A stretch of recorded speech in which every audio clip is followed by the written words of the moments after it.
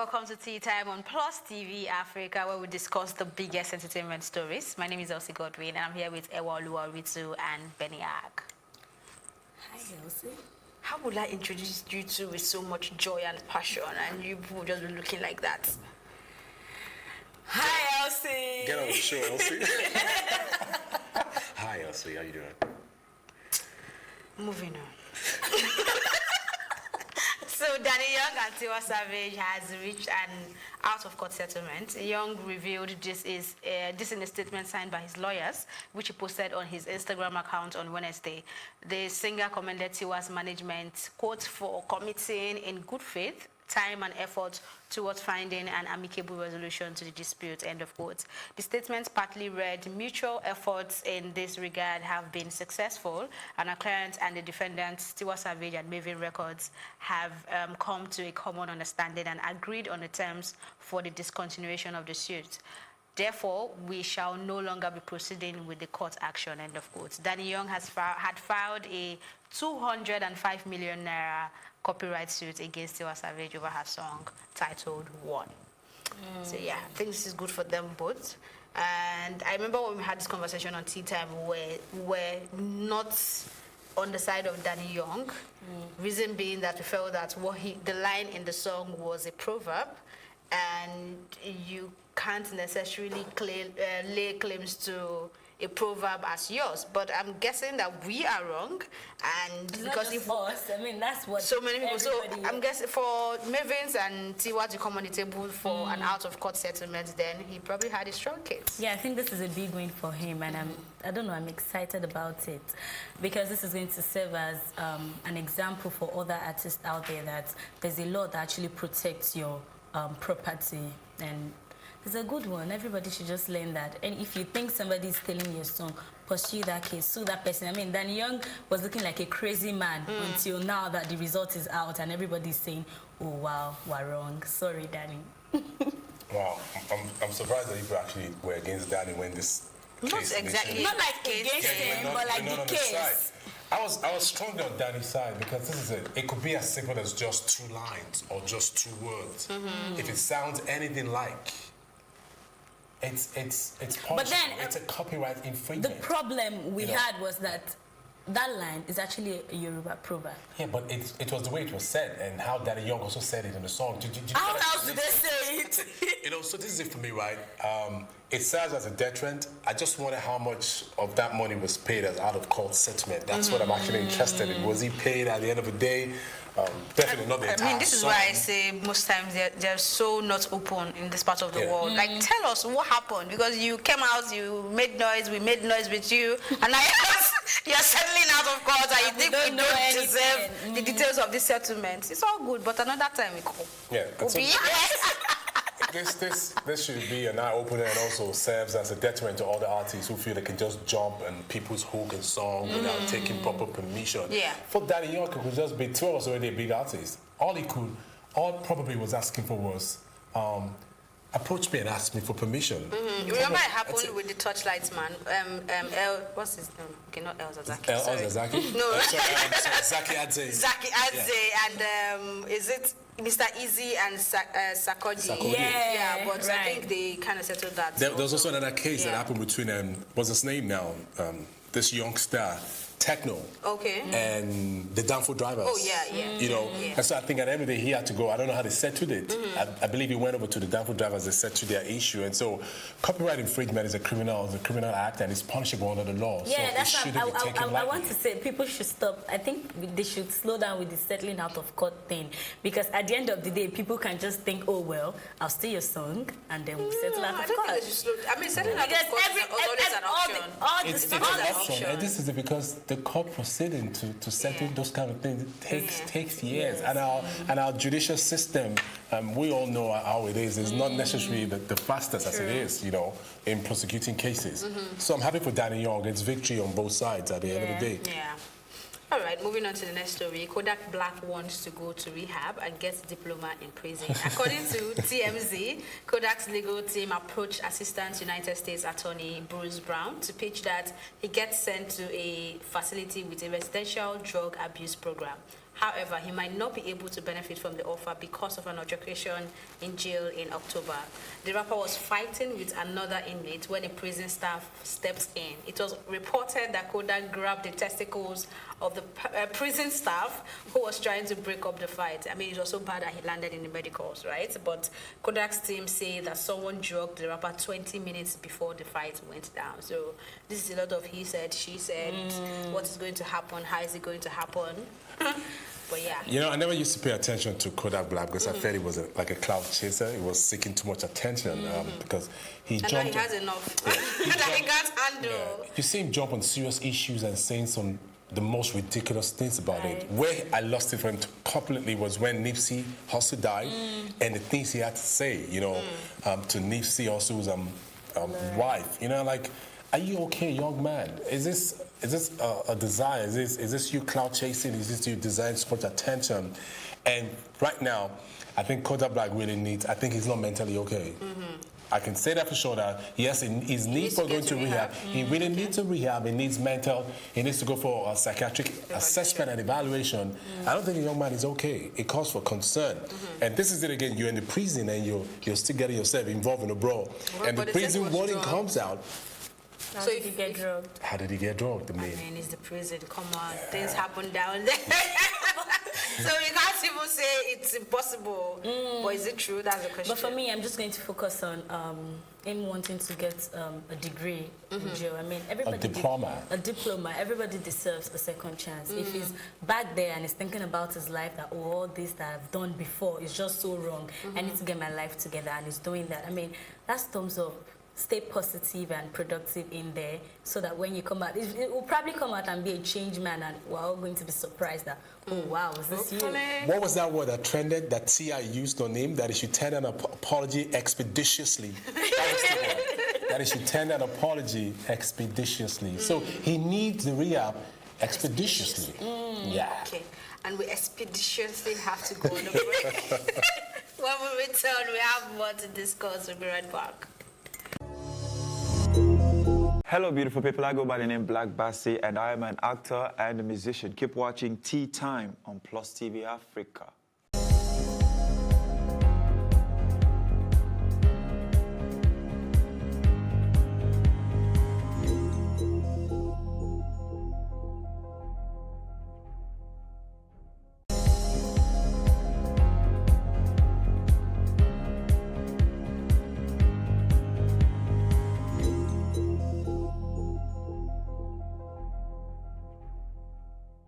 On this episode of One on One is Lade Olugbemi. She's passionate about mental well-being. A lot of us are actually at a state where we don't know our mind. People feel that mental health is synonymous with somebody who has matted hair, dirty clothes, picking dirty things on the floor, or drinking water from the gutters. All forms of illnesses have a spiritual whatever behind it. However, there are ways in which we can actually support people to get their mind back when they lose their mind. It may be a sign of mental illness if a person is overeating, for example, because they use food to cope with whatever emotions they're going through. And it may just be a sign when the person is not eating well enough. We often mix up our spirit for our mind, whereas they are separate. So it's about us knowing who we are. Premieres on Friday, 22nd of November by 12:30 p.m. with a repeat by 8:30 p.m.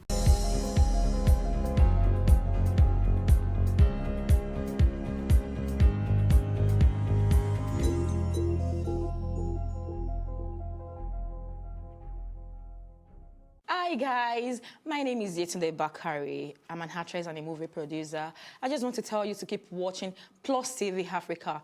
Big stories live here. Welcome back. A video of Babcock University students having sex trended yesterday, and as expected, it was top on the trend table. Hours later, it was reported that the girl involved in the act had been expelled from the institution. Now, reacting to the news of expulsion, social commentator and influencer Omojoa is saying, blame the school for the students' character failure. He said, and I quote, if a school expels your child for having sex in school, sue the school for failing in their promise to develop his or her character. End of quote. I'm not sure where he's coming from, but Benny, Yeah, probably coming from where you're coming from. not necessarily. we're on two different sides in this, but he's still making a whole lot of sense because the school made a promise. That we're going to reform, we're going to build character in your ward in our school, and so if They did? If they didn't, then they failed. So I can sue them. did they make No, I don't know. that's the thing. I'm They just did saying. make that Did they make the promise? Basically, I think the conversation around this story that we're going to have on Tea Time is going to last much longer than the actual video we saw, that the actual act in the video. You know, so this is it for me, right? The boy, we're told, was already an expelled student from the university because he was into substance abuse, and he was not within the walls, within the confines of the school. He was in some clinic receiving treatment, and his girlfriend actually was not in school. She went visiting she was about a private business. She went visiting the boyfriend who was in rehab, and in the process, she decided to extend a sexual gesture to her boyfriend, which is okay, and the news of the girl being expelled by the school came to me as a shock yesterday evening. They're like, okay, on what grounds? She wasn't within the confines of the school. And so I tried to see if I could find one or two students from Babcock to ask, your code of conduct, does it extend beyond the walls of the school? Because if it doesn't, then the parents have the right to counter-sue that, sue the school. Why are you expelling my daughter? Okay, But if their code of conduct says, you know what, you can't have sex in and outside of school. Or you can have sex during the period of your education. You've been in this school, Yeah. and then she signed to it, then okay, it's understandable. But if that is not contained in the code of conduct, please make me understand, why are you expelling somebody for having sex with a boyfriend? Okay, so... Is sex a crime? It's a sin. As a Christian Okay, now university. wait. Okay. I don't think the school expelled the girl because she was having sex. Okay. She was expelled because She what brought she shame did, to the school. what she did was that She brought the school into disrespect. exactly, because people are not even talking about her. Her name is not being mentioned, but it's the school's name that is being dragged all along. And I know that in their code of conduct, it's there that if you do anything that brings down the name of the school or That brings shame to the school, you'll be expelled. You'll be expelled. Oh, really? So if you signed up for that, then that's it. You can't sue the school. It's what you signed up for. That's why it's not just artists. Everybody, if you're getting involved in any kind of agreement or any partnership with anybody, read all the terms So all the and while agreement and Davido was understand. in Babcock, he did not do anything that brought shame to the school. Davido he has never been dragged and Babcock name has been involved. Tell me a story. Okay, because he was dragged individually, Yeah. not the name of Babcock. Tell me a story. I'm not arguing, I'm asking you a question to No. play it. But even at that, still, I'm just saying, if in their code of conduct that they did sign to, it doesn't contain the fact that whatever I do outside the school is a business of the school. Because she didn't go out. I don't know for But Babcock, but unfortunately, I this is think it. This is most it. private Understand school... it. If I was to do something wrong now and people know me on the platform, it's only natural we do it on the side every time. They'll refer to you as Benny from Benny off, because that is what they know you with. And so it's no fault of the girl that she's being referred to as she's in Babcock. But what she did, the crime they say she committed by going to sleep with her boyfriend, came out because she was a student of Babcock, but not within the walls of Babcock. Okay, but well, in my school, that is not even a private school, it's state school. If you fight with somebody outside the school and it gets to school, you get penalized for it. Penalized Okay, for it. penalized. So I think for that's me, I'm that's not even better. about who's right and who's not right, if she should be expelled or not, because it's a very tricky conversation. But what I would say is our moral king and queens, the people that we would refer to as our elders, the moral gatekeepers, maybe they should think about their strategy and the tactics they apply when they want to actually correct the young ones and want to instill this, what would I call it now? good behavior, Discipline. discipline on us. Let me use the word us, please. I'm not going to remove myself from this because I can't be a hypocrite. But that's basically what I want them to do. Look at it. Now, expelling this girl, is it going to change her life? Is it going to make her better? The young man was expelled because he had drug issues, and then he went to rehab. This expulsion, is it making his life better? We cannot, how do you say it? You cannot throw the child away with the bathwater, right? You have I think this is we just have the to right find, conversation we should we have to have, find not a so way in school. to still help these people come out of that bad behavior, understand why they shouldn't do what they have done if you think is extremely wrong, and still let them, give them the opportunity to finish their education. You cannot just expel someone because they did something with their own body. If you feel it is wrong, which is based on your Bible, the good thing is, well, it's a church university, so if you signed up for it, then you signed up for it. If you think it is wrong, even Jesus is not going to expel her. So the question is, what would Jesus do? That is where I just want to take it from. I'll tell you what he will do. I'm going to tell you what he will do. He's just going to bend over to the ground and inscribe on the sand. Yeah. And then later lift his head up and say, "Let him who is without sin be the first to cast a stone." Now, I want to take a tweet from YC yesterday. YC reacted. A few celebrities reacted to the story when it was trending yesterday. YC said, "Come on now, everybody trying to play Olia Dandao. That I see some of us have not had sex tapes. Doesn't favor the sovereignty of our country, Nigeria." And now, coupled with the fact I that just the whole hope that her world, family will be with her at this point, because we know how our They better be. African parents can be. Let's not create a monster. They better out of this be. situation. No, I don't think her family will let her down right now. Even though I hope she has so. done, I hope so. quote and unquote, morally, she has probably brought shame to them. But with all these things going on about depression and because there was mental a sex issues, tape that was leaked. that's what I'm saying. Like, Yeah. I just hope her family will stand by That's her what I right say now. too. All right, so moving on to the next story. Legendary artist Tubaba has stated that the system in Nigeria is a total joke and has been hijacked by criminals. He tweeted, and I quote, "Niger system is a total joke. Criminals have hijacked Niger. Men and women that have dedicated their time to make sure that Niger will carry last. No shame, no dignity, no honor. I pray the young men that have entered the system will do their best to influence positive change." End of quotes. I'll start with the young men in the system. Oh yeah, it's all right. Honestly, these young men, most of them, I won't say all, most of them didn't get there by merit or competence. It's because the older generation allowed them in. So at the end of the day, they can't even do anything because they have to say yes to their masters. So it's not even about the people in the system right now. It's we that we're out of the system because the system is already damaged and it's a setup. Once you're getting into it, you're getting mixed up in the old boo-boo ha-ha in the system.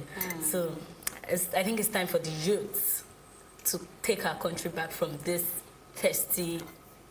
Well, I think I'm more interested in whatever it is he went through that would make him tweet this. Unfortunately, he's not telling us, but I would love to know. And what comes to mind, I mean, this is just my opinion. What comes to mind is the last time he came out to speak about blackface, before blackface said he was, he's suing him or something. He also mentioned something about suing. So has something gone down that we do not know yet? Is somebody trying to make the system difficult for him? Now, taking this away from Two-Face, I've had people go to the court to have some documentation done, and they'll tell you, man, to get this from this office to that office and that office, you have to keep bribing your way and bribing your way. And this is conversation that, these are things people come out to say, right? Even we can't come out to say we have proof, but deep within us, we know these things Some happen. people have proof. Right? Well. So I don't know what he has gone through, but it just goes to say that for Nigeria to be better, it starts with each and every one of us. It's not just from the head. It's going to start with the guy you send to buy something. He buys it for 20 naira, and comes after is 100 naira. That is corruption. So it's just, it's way deep, and I hope that we can actually get out of it one day. Sorry, Ben, before you jump in, you know, Two-Face is someone that we all know that he has always been speaking out when it comes to issues that has to do with the country generally. So I don't think he probably went through anything. Maybe it was probably just listening to the news and he just heard one story. I mean, our election Or he could go through something. He's a human being and he lives in Nigeria. I'm just saying, maybe or maybe not. It's something that we know it speaks up about, so I don't think. Toko, in the words of my President Muhammadu Buhari, well, like, Nigeria is fantastically corrupt. Kujiko, this is it for me, right? corruption, it's like embedded in our the very fibers and fabric of who we are as a people. Like you rightly said, it's not just in government, because the people in government, they're from us. They're not aliens. They were taken from us. The elected leaders, they're from us. So they're all part of us, you know. And Two-Face, I'm concerned about where he's coming from. Yeah, Two-Baba. You know, I'm concerned why this statement had to come, because some time ago he came up and he wanted to put a rally together, and after the powers that be, something happened. Yeah. You know, talk is cheap. Talk is cheap, and I believe he's in a position to name calling is become essential. Let's call names. Let's say it as it is. Let's be direct. You know, and Two-Face, you know, at the end of the day, you got powers behind you. So someone in the like of Two-Face should be calling out names.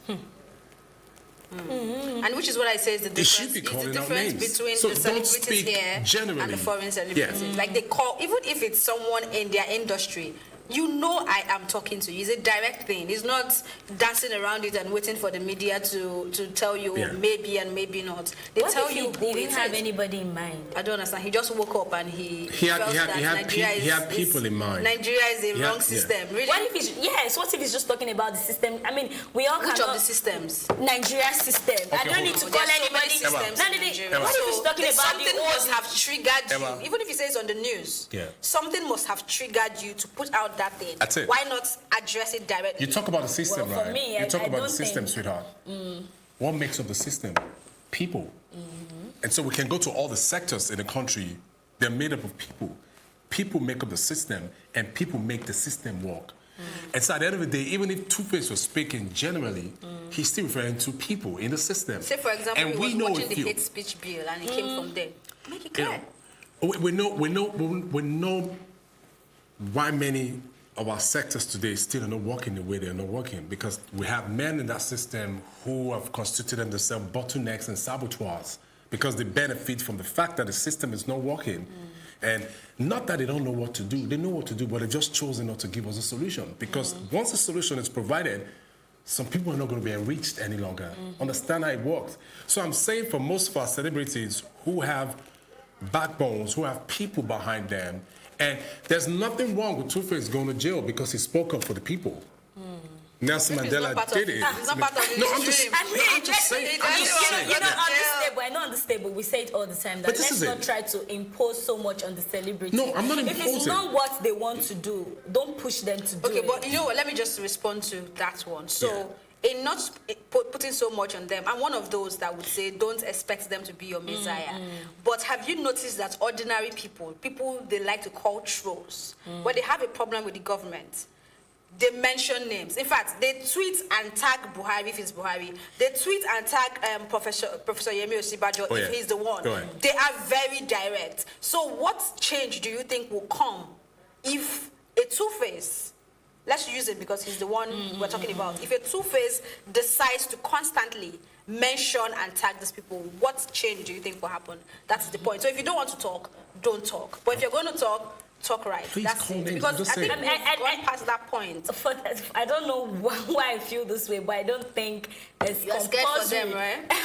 Exactly. We know how all like these things are. They have their own family. They have their own life. We're being held back with the power of fear. So it's all good. Well, for me, I didn't see anything wrong in what he said. I feel No, like no, he said it the way it is. No, And it's not compulsory for him to call names. Of course, it's not compulsory, but we need to get to that point. If What we're was that going calling to- names? Let's start with you.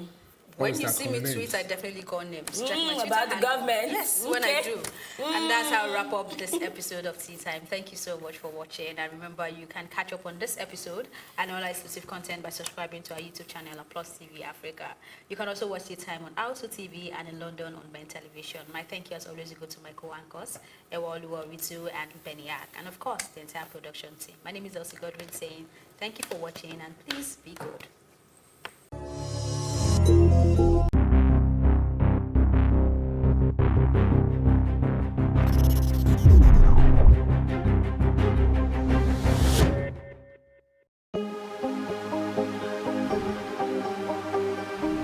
This is it for upcoming artists to blow in Nigeria.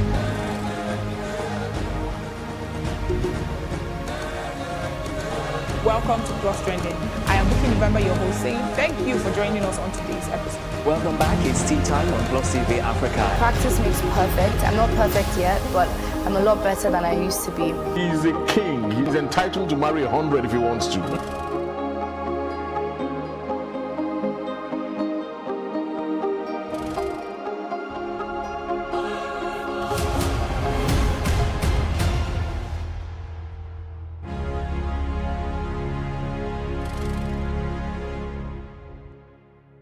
On this episode of One on One is Lade Olugbemi. She's passionate about mental well-being. A lot of us are actually at a state where we don't know our mind. People feel that mental health is synonymous with somebody who has matted hair, dirty clothes, picking dirty things on the floor, or drinking water from the gutters. All forms of illnesses have a spiritual whatever behind it. However, there are ways in which we can actually support people to get their mind back when they lose their mind.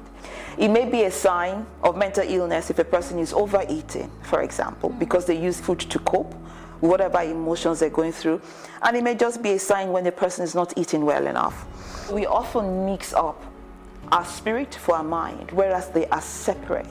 So it's about us knowing who we are. Premieres on Friday, 22nd of November by 12:30 p.m. with a repeat by 8:30 p.m.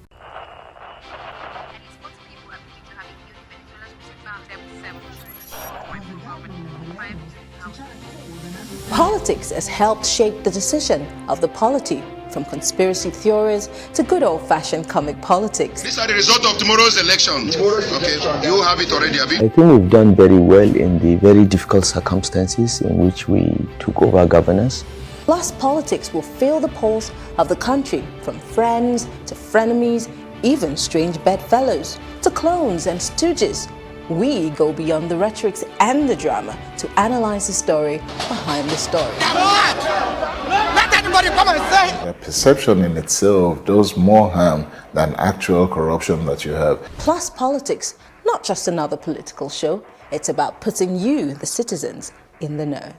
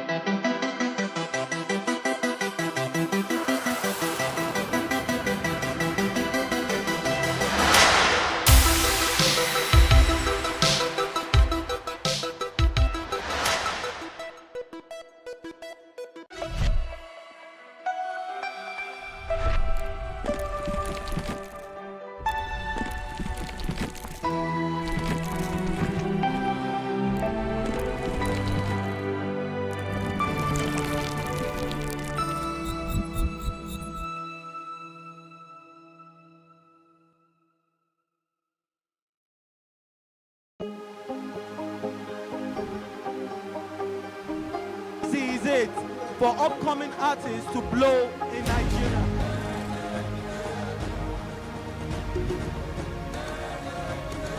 Welcome to Plus Trending.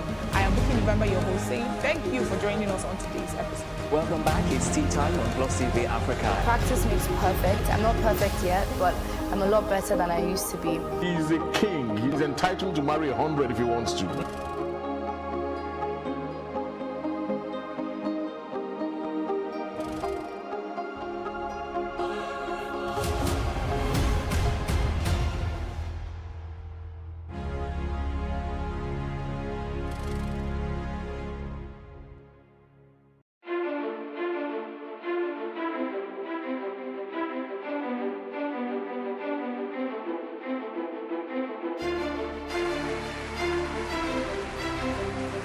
This medal has been directed to empower 1,000 persons with disabilities in each state in the next 12 months. When I started hearing the shoot of gun, Whatever I've done. Every public policy has winners and losers, and some will not be very happy with you, while others, usually the silent majority, will be quite happy.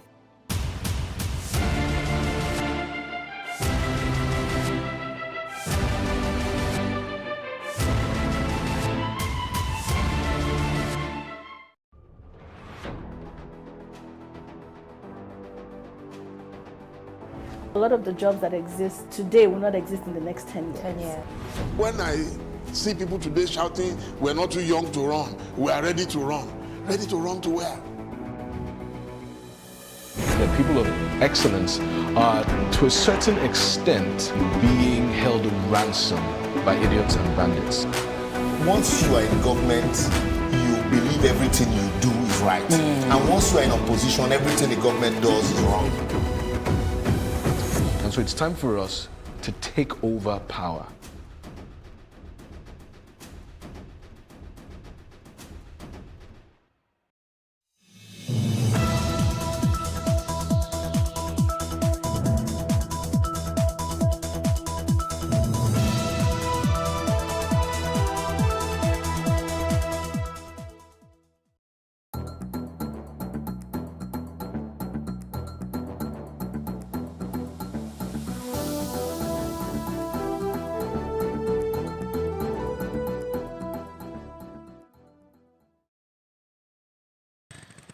Achere salute as on take join us on top news on the hour on top Plus TV Africa. This na the stories where they make the headlines. My name is Destiny Momo. The Independent National Electoral Commission (INEC) on Thursday don't present a certificate of return to give Bayelsa Governor-elect Mr. David Lyon and in Deputy Senator Deki Eremienyo. INEC National Commissioner Awede in charge of Rivers, Bayelsa and Edo, Mrs. May Agbamuche Mbu, present the certificate during by one ceremony inside the Yenagoa. But the same way, INEC still presents certificate of return to Kogi State Governor Yahaya Bello. Governor Bello received the certificate on Thursday, 3 days after then declared him as the winner for the just concluded governorship election inside the state. The National Working Committee for the People's Democratic Party on Wednesday torchlighted the matter for the governorship candidate for the party inside the Kogi State, Musa Wada for Bayelsa State, Doye Diri, to challenge them for the result for the November 16 governorship election inside Election Petition Tribunal, as the Independent National Electoral Commission take declare him. It's no report today against before President Goodluck Jonathan. The PDP National Publicity Secretary Kola Ologbondiyan talk for one interview with journalists inside Abuja after the PDP NWC meeting. He said the NWC still touchlight the roles when INEC plus security joint body do, and said the PDP National Chairman Uche Secondos go address one world conference during by Thursday for the yarnings for the NWC. The PDP talk person says Secondos no dey under any pressure to resign. The caucus still call on Oga President Muhammadu Buhari to tell the Inspector General of Police plus other security joint body make them sharply bring the people when they kill the PDP women Oga for Kogi State, Salome Abo, when them born die inside her house. The Nigeria Governors Forum (NGF) don sama better yarnings give the National Assembly to do public hearing for the hate speech bill to see say they do wetin Nigeria people want for the passage for the bill. The forum vice chairman plus governor of Sokoto State Aminu Tambuwa threw away the better yarnings as he answered the question of talk people for the end of the forum meeting when they do during by Wednesday night inside Abuja. It's some better yarnings give the federal lawmakers and make them respect waiting Nigeria people talk for the bill. And the House of Representatives don't say they no put hand for the matter of the Independent Corrupt Persons and Related Offences Commission (ICPC) when they take claim say lawmakers don't use 1 trillion naira for constituency projects for the last 10 years. The House say the report na lie, plus make them no reason and say the money when they release for the project na only budgetary estimate when they no release in full. The House said the report fit make Nigeria people do wahala against lawmakers. It is painful that whoever that emanated that report failed to tell Nigerians that yes, 1 trillion was released for the past 10 years. Budgeted for the past. Because of the way I've seen the story, members appreciate the fact that I'm upset. I'm not happy because my members, this is capable of giving me bad name from my constituency. And I'm trying to claim that the 1 trillion that was budgeted, that I can authoritatively say that not more than 40% was released. And the ICPC that made this report, that went through to investigate, failed to tell Nigerians the truth of how much that was actually transferred and released, and what up to this moment is the state of the project that the executive awarded. Because, Mr. Speaker, words have limits. If in all the papers, particularly this day that I'm holding this morning, says 1 trillion wasted on constituency projects in 10 years, says Buhari. Well, of course, Mr. President would have been responding with regard to the information given to him. I'm a student of public policy analysis. I understand that projects or policies of government go through interrogation. But they must go through interrogation with truth. They must go through interrogation with facts. These are words emanating from the report of ICPC. There are unintended consequences that could come out of this. You put people's well-being at risk. And that is my concern. I feel it is okay. It is okay to use the National Assembly as a whipping boy. But let it be based on facts and not alternative facts. The facts are easy to access. We have the FOI bill, the Freedom of Information Bill, where the ICPC could easily go to. They have all the powers and the tools of investigation and look at releases as opposed to what has been budgeted for. Now, even the ICPC that made the report, I don't think they would appreciate if the House, in exercise of its constitutional responsibility, did an oversight on ICPC based on the money that was budgeted as opposed to what was released to them.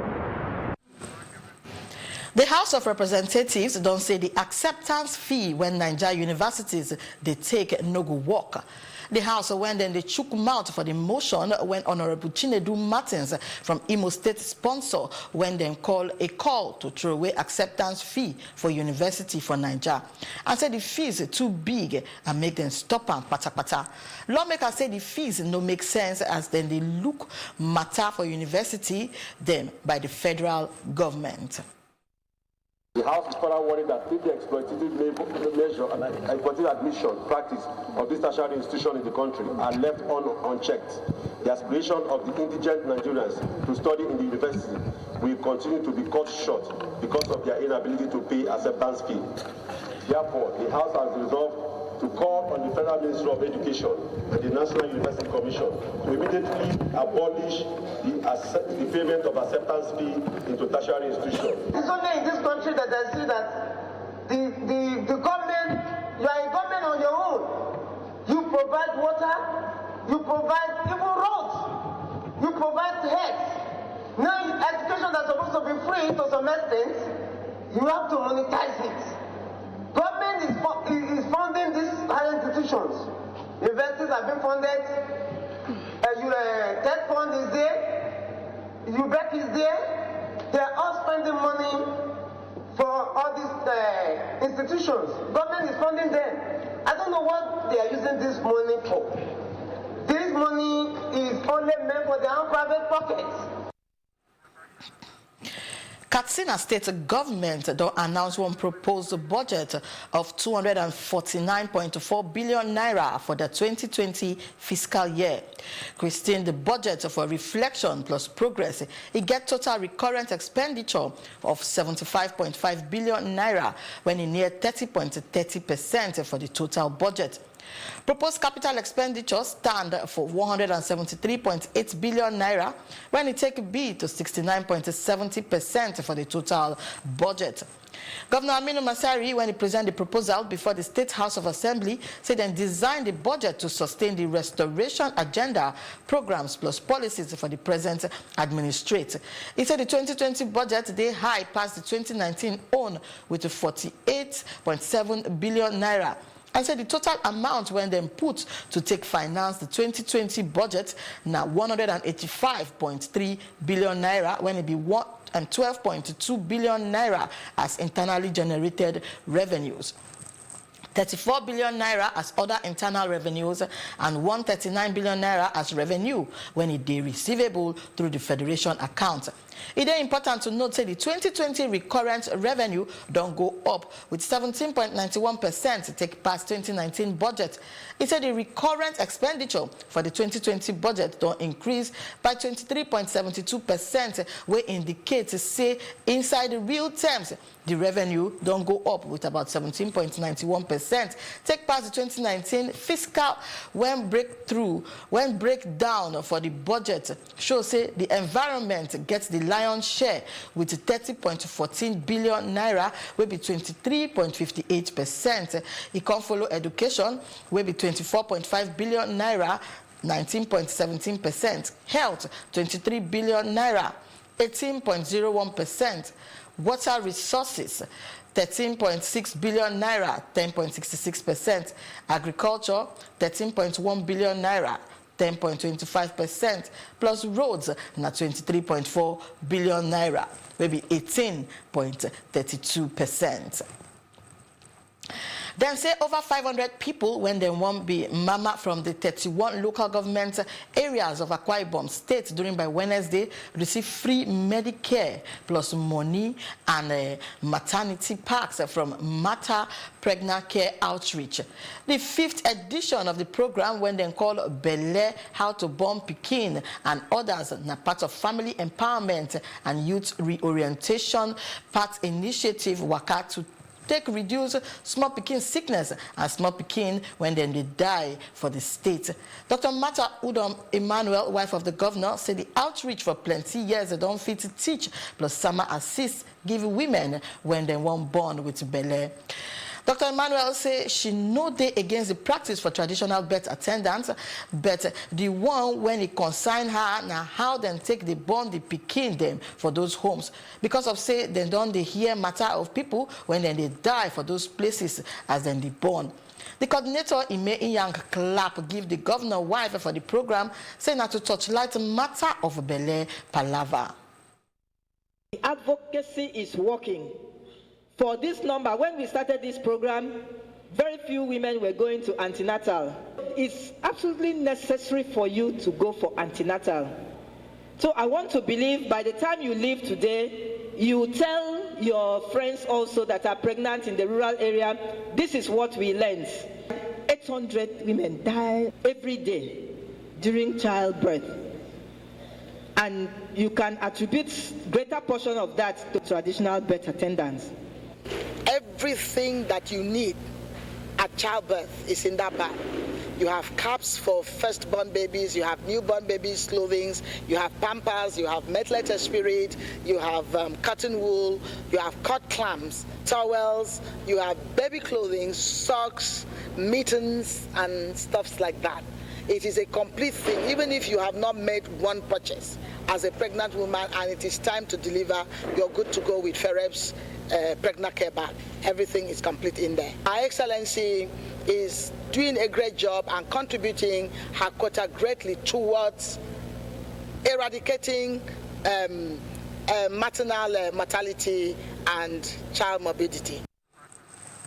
The news will continue after this chickeny break. We'll come back just now.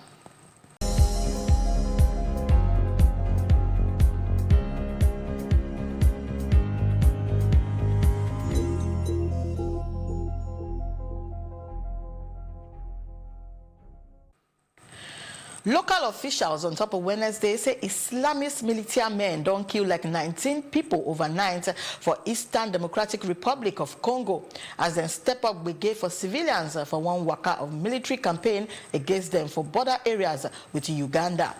The brigade people, when the officials say them be the Allied Democratic Forces, ADF, when it be one Ugandan Islamist group, still kidnap plenty people and touch one Catholic church for the two brigade about 35 kilometers apart.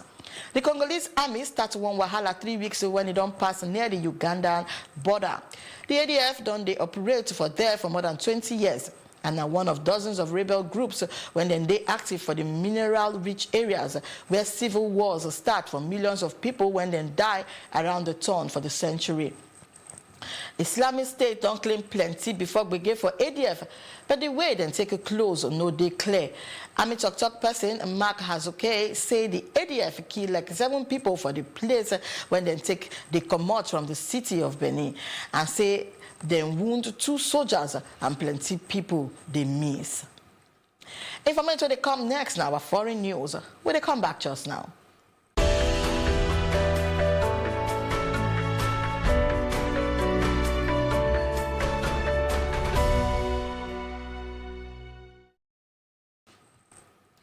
And inside foreign news, people when they do we no go agree for London talk on Thursday say the we no go agree against the U.S. President Donald Trump go happen for the central London for in December visit to attend the NATO summit.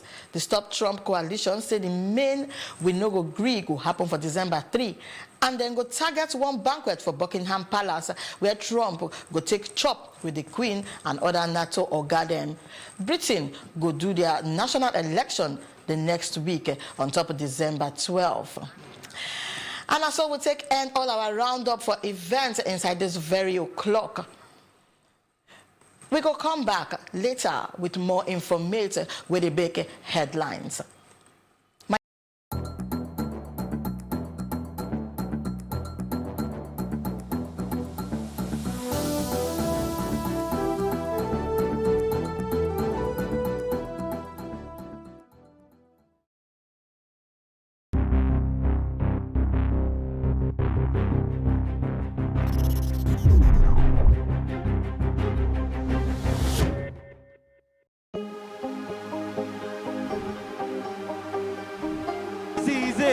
For upcoming artists to blow in Nigeria.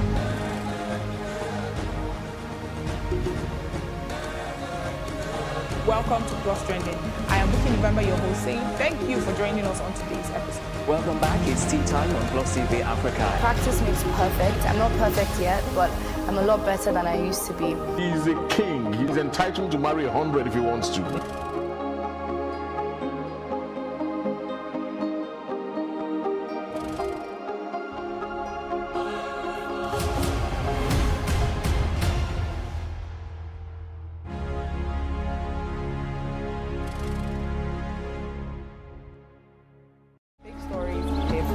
Hear the stories making the headlines. The Pentecostal Fellowship of Nigeria.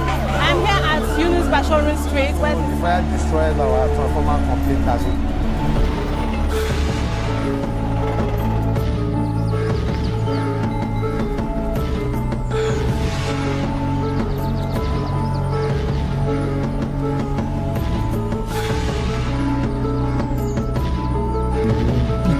The lowest level you can.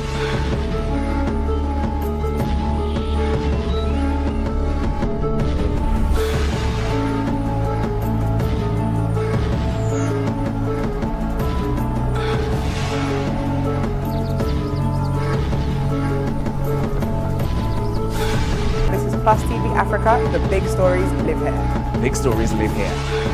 Big stories live here.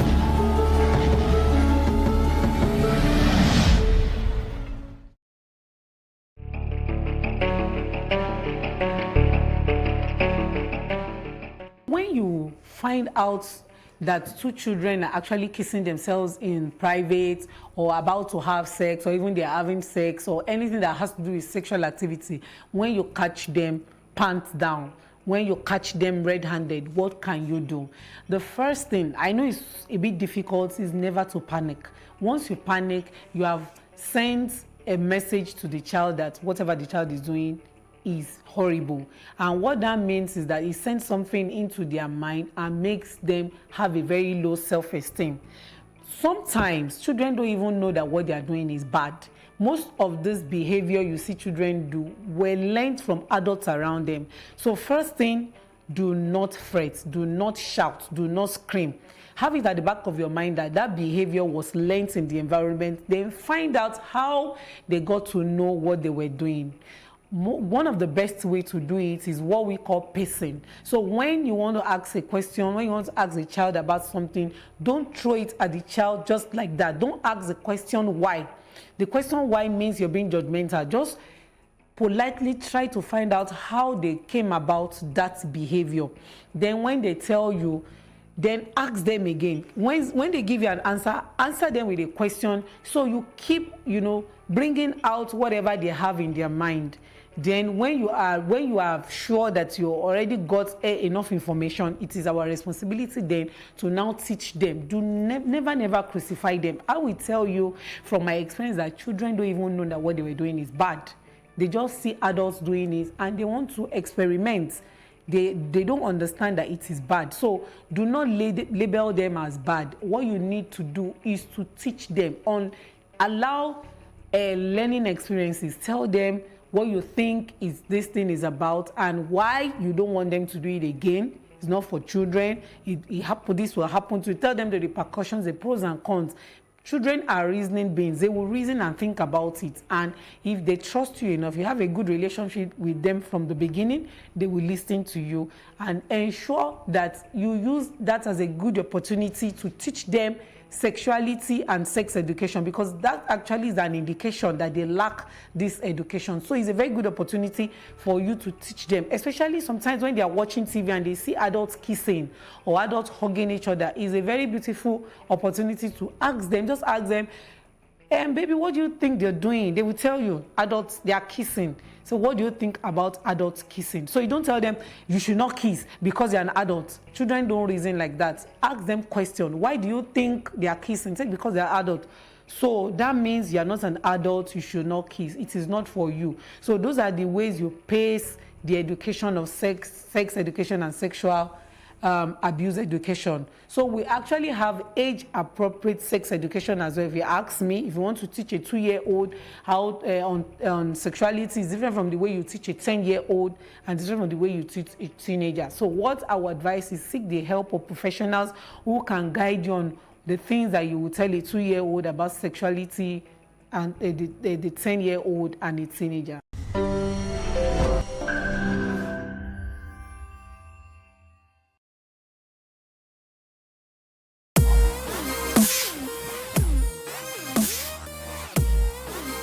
Is very important because most people don't know what people go through. Celebrities will always try to put up this strong front. People see us like, oh, I look up to them. They don't cry, they don't suffer, they don't go through depression, they don't have any problems. So for me, as a person, I always like to share my experience with people because I want them to learn from how I've used those experiences to become a better person. Oftentimes when we see celebrities either on social media, television, or in person, we assume they have it all together, but we forget that they're also human. Well, here are some of the low points of some of your favorite celebrities. That's very easy. I'll just share one. That's very easy. See, guys, a lot of people see me now slaying and doing a lot of things. They're like, Brian, because see, you be fine boy now, you know how to be now. You got it easy, or things better when you date. But it's not always like. Let me tell you guys something, man. Guys, my first 2 years as anything, as a model, as an entertainer, as an actor, I didn't get one job. I'm not talking about 2 weeks. I'm not talking about 3 months. I'm not talking about one. I'm not talking about 6 months. I'm talking about 2 years. So 2 years I was sitting at home. Not like I wasn't working, not like I wasn't going for castings, not like I wasn't doing whatever others were doing. I didn't get anything, guys. So put that to what you're going through now. Do you get? Because some people get out of school and they're like, I've not made it, man. It's been like 6 months, man. Nothing happened. Bye-bye. 2 years. But here we are. So what I'm trying to say is that everybody has their own timeline. Everybody has their own story. So don't use that to say, don't be looking at somebody else's success and say, because it happened to Rami, it happened to me in 1 week. Bye-bye, no. Nobody knows I went through the hardship of life, and I went through my ups and downs.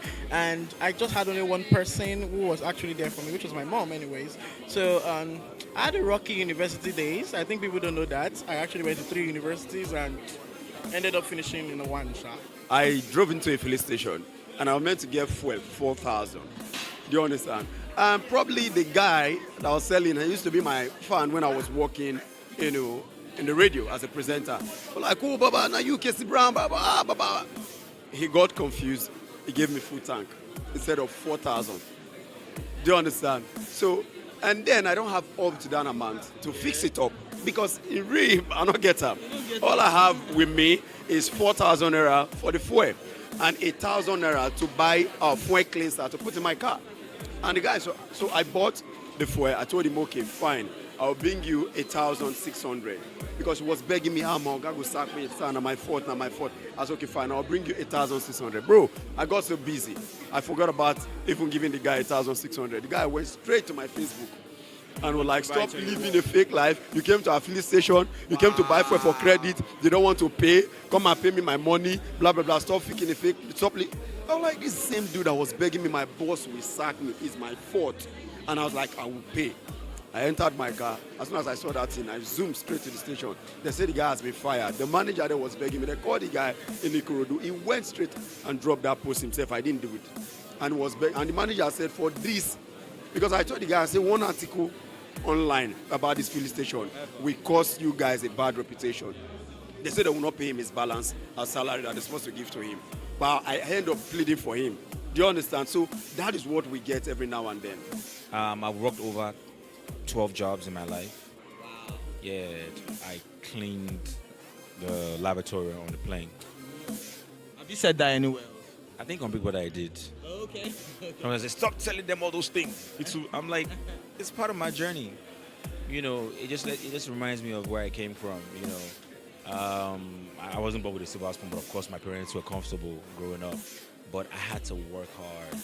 You know, I had to work hard. So being where I am today, I always think about what I did back in the day, how far I've come, and this is only the beginning. I know that the sky is just the starting point. It's definitely not the limit, so yeah. There was a time in my life, I just moved out of home. I wanted to be a man on my own terms. So I moved out of home, left the family business, and I went to quote-unquote hustle. I moved in with a friend of mine who lived in Shomolu. I was so broke because I had nothing. I took nothing from home. That I had to walk from Shomolu to Surulere every day for a year and a half. I had no money. I could barely afford one meal a day. My job at that point, even after graduating from university, was distributing flyers on the streets of Lagos. What that taught me about myself was that I had a never say die attitude.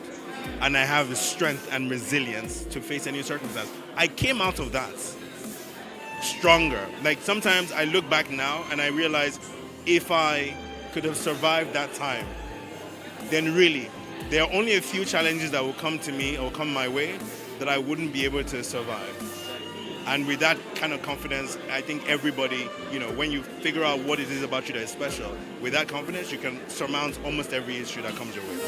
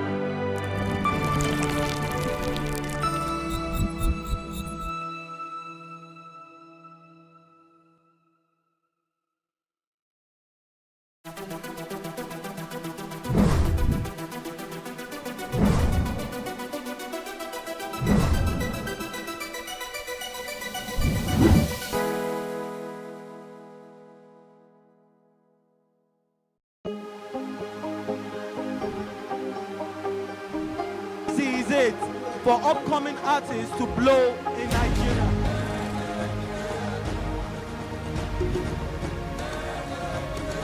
Welcome to Cross Trending. I am Buki November, your host, saying thank you for joining us on today's episode. Welcome back. It's tea time on Plus TV Africa. Practice makes perfect. I'm not perfect yet, but I'm a lot better than I used to be. He's a king. He's entitled to marry 100 if he wants to.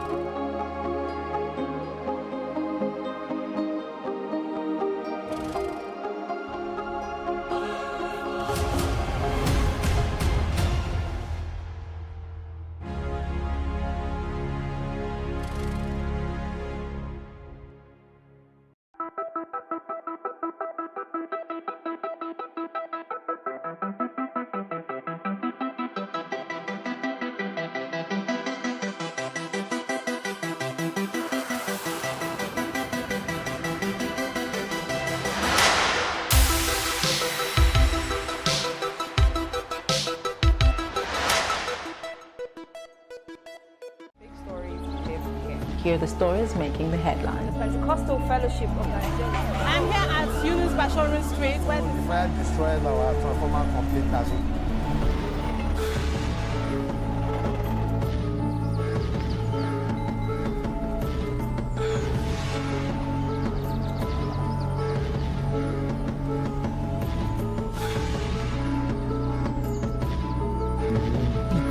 The lowest level you can.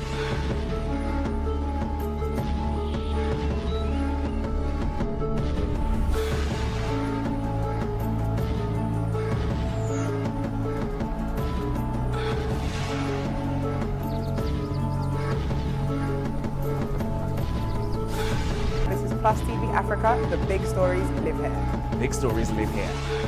Big stories live here.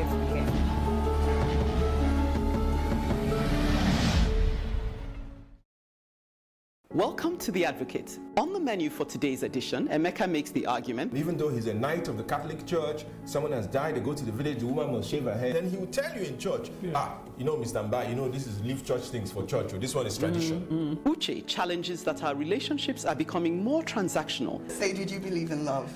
I do believe in love. Because love, as the saying goes, conquers all. Chuka states categorically that this salary scandal must stop. Why do we act as though events that require planning and investment will happen by accident? Libros tables a frank submission on our most recent economic summit. So we keep advocating every day for the thief, one day for the owner of the house. Whereas I'm simply saying that Nigerians are probably one of the wonders of the world. Look at that guy that would have found Calon. I don't know. I just wanted to.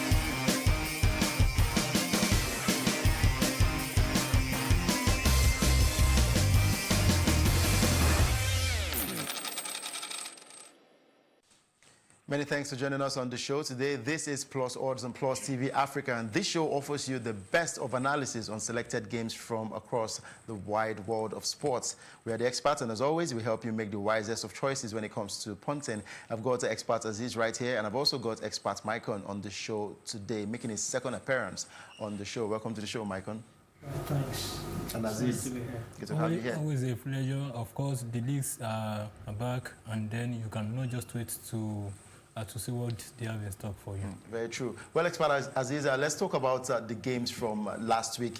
We had about 3 football events and 1 basketball event. In the Euro qualifiers, we had the game. We had the games between Romania and Sweden. There was also Israel and Poland and Croatia versus Slovakia. And in the NBA, we selected the game between the Los Angeles Lakers and the Sacramento Kings. How did you perform in that one?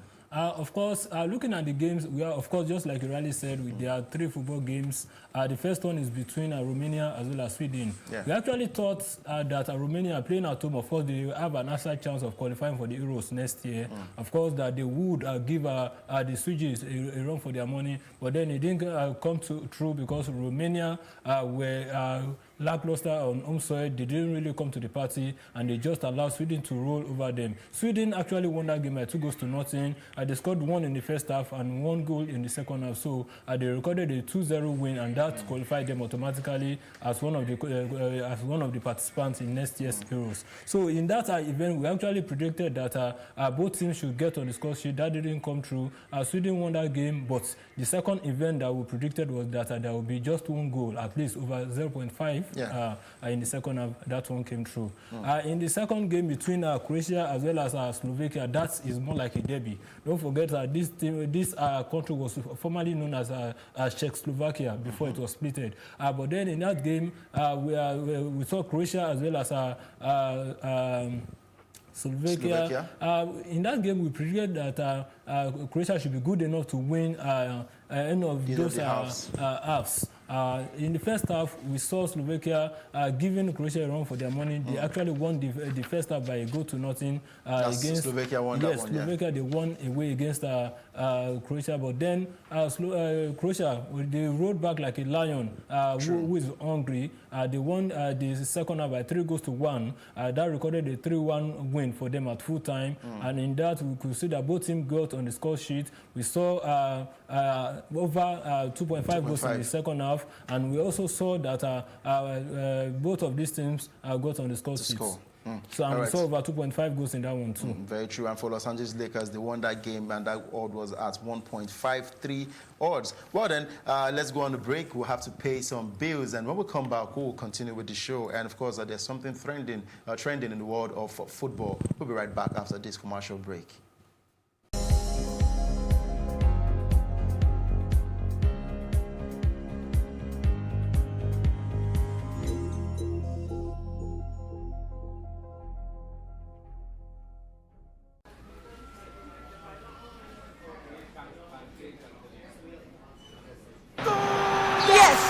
Hello friend, we've been here stressing all day, but we still lost. How did you do it?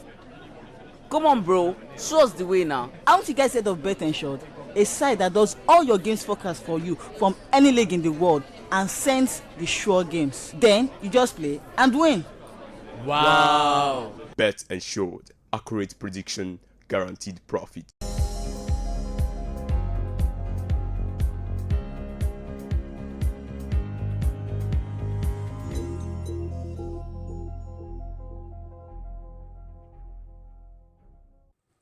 Welcome back to the show. You can watch us on StarTimes channel 308 and channel 528. And of course, you can also catch us online at www.plustvafrica.com. And our social media handles are on Instagram and on Twitter at PlusTVAfrica. And our YouTube channel is youtube.com/Plus TV Africa. Well, Plus Odds is powered by Bet Ensured, and everyday passionate sports fans worldwide seek websites and other platforms that offer accurate predictions and profits. And there are various web-based sports books that allow punters from different locations. But then Bet Ensured is that platform you need.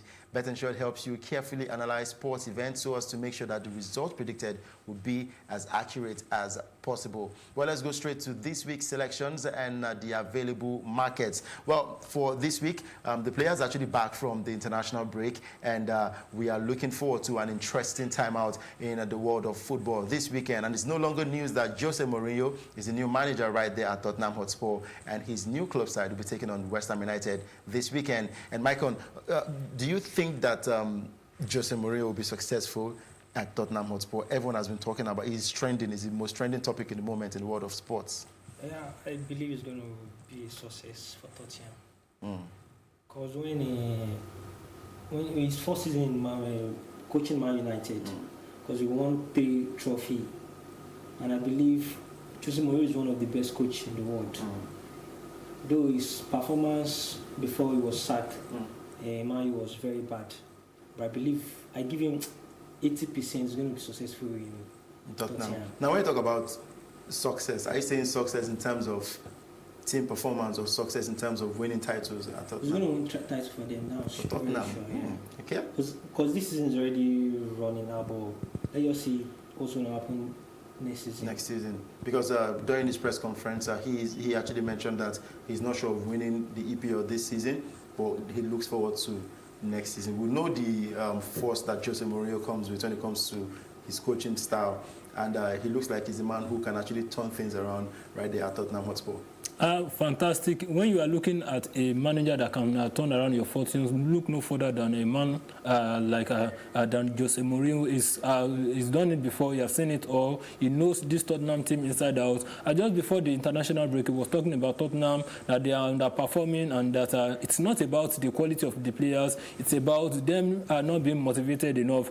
Spurs, for me, are underachieving with this current squad they have. They have a good set of players that, if they are well managed, they can give much more than they are giving at this point in time. Jose Mourinho, check his records, proud to his days at FC Porto, Chelsea, Inter Milan, Manchester United, Real Madrid. He has won titles at every he has gone to, and I'm not saying that Spurs will be an exception. If you look at Spurs, the last time they won anything of note was during Eric Knapp and Joan de Ramos era in the mid-2000s. So you can as well believe that Jose Mourinho will bring back the good old days back to them. Of course, they will not win the Premier League this season, but then you expect that they will be challenging next year. All right, challenging for next season. For me, I don't know. Probably as a sports fan, I'm looking at what he will do at the club, and I feel like the best they can do is make Tottenham Hotspur a bigger club compared to Arsenal, knowing that there's a huge rivalry between Arsenal and Tottenham Hotspur. But because when it comes to winning titles, I don't think it is time yet for Tottenham Hotspur to win. No matter what coach that they play under, it might take a while because of the transfer policy of the club. Daniel Levy. Now we know what happened between himself and the sacked manager Mauricio Pochettino. Yeah. He wanted to get players, but this man said he wasn't going to release the kind of funds that he needs.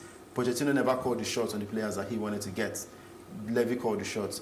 Pochettino needed a certain kind of player, but Levy wanted some other kind of players at the particular club side. No disrespect to Mauricio Pochettino, but of course, you know Mourinho is a bigger fish than Mauricio Pochettino. But do you think you get that money off Levy? Fantastic. I want to believe so, because that was one of the main reasons why Jose Mourinho is being brought to steady the ship at Tottenham Hotspur. They actually want a development that will go in line with their 1 billion stadium and their training facilities. Tottenham believe that they should be doing. They don't want to rest on just playing in the Champions League final alone. They believe they should be winning trophies, and that is what Mourinho is brought in to come and do.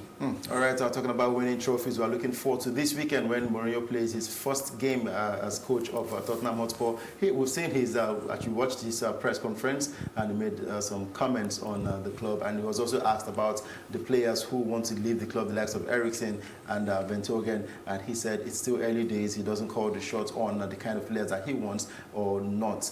Let him just take up the coaching job, and he'll see what happens in coming days. But then let's take another break, pay some more bills, and when we come back, we'll go straight to the games that we have for you selected for this week.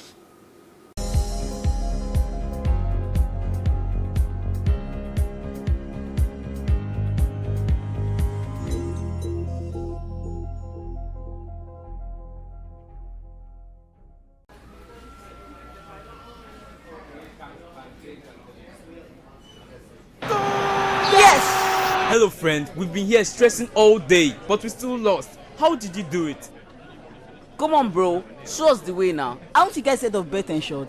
A site that does all your games forecast for you from any league in the world and sends the sure games. Then you just play and win.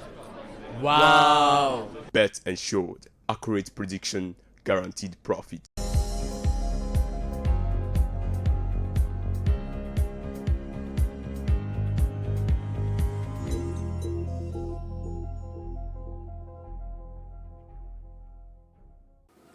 Welcome back. Well, 3 games have been selected, and they are all football events from different parts of Europe. In the English Premier League, there's the game between Pep Guardiola's Manchester City and Frank Lampard's Chelsea at the Etihad Stadium. In the Italian Serie A, the experts have chosen the game between Torino and Inter Milan. And finally, in the Swiss Super League, we have the game between Sion and Young Boys. And first up is the game between Manchester City and Chelsea, and I'll go straight to expert Aziz to handle that one for us. We know that Manchester City are lagging behind the table toppers, talking about Liverpool, but let's see if that game against Chelsea will be one that they can actually win and reduce the points between themselves and Liverpool. Expert Aziz. Of course, if you look at the major leagues this weekend, this is actually the biggest game in the major leagues this weekend. Chelsea playing away to Manchester City. Of course, Manchester City, they know fully well that they are currently 9 points behind the league leaders, Liverpool. They know that there is no way they can afford to drop points, any more points until the end of the season if they still have hopes of winning their 3rd Premier League title in a row. And the game against Chelsea is one they would really want to take very, very seriously, because Chelsea are currently 3rd as I speak to you, Manchester City 4th, 1 point behind Chelsea.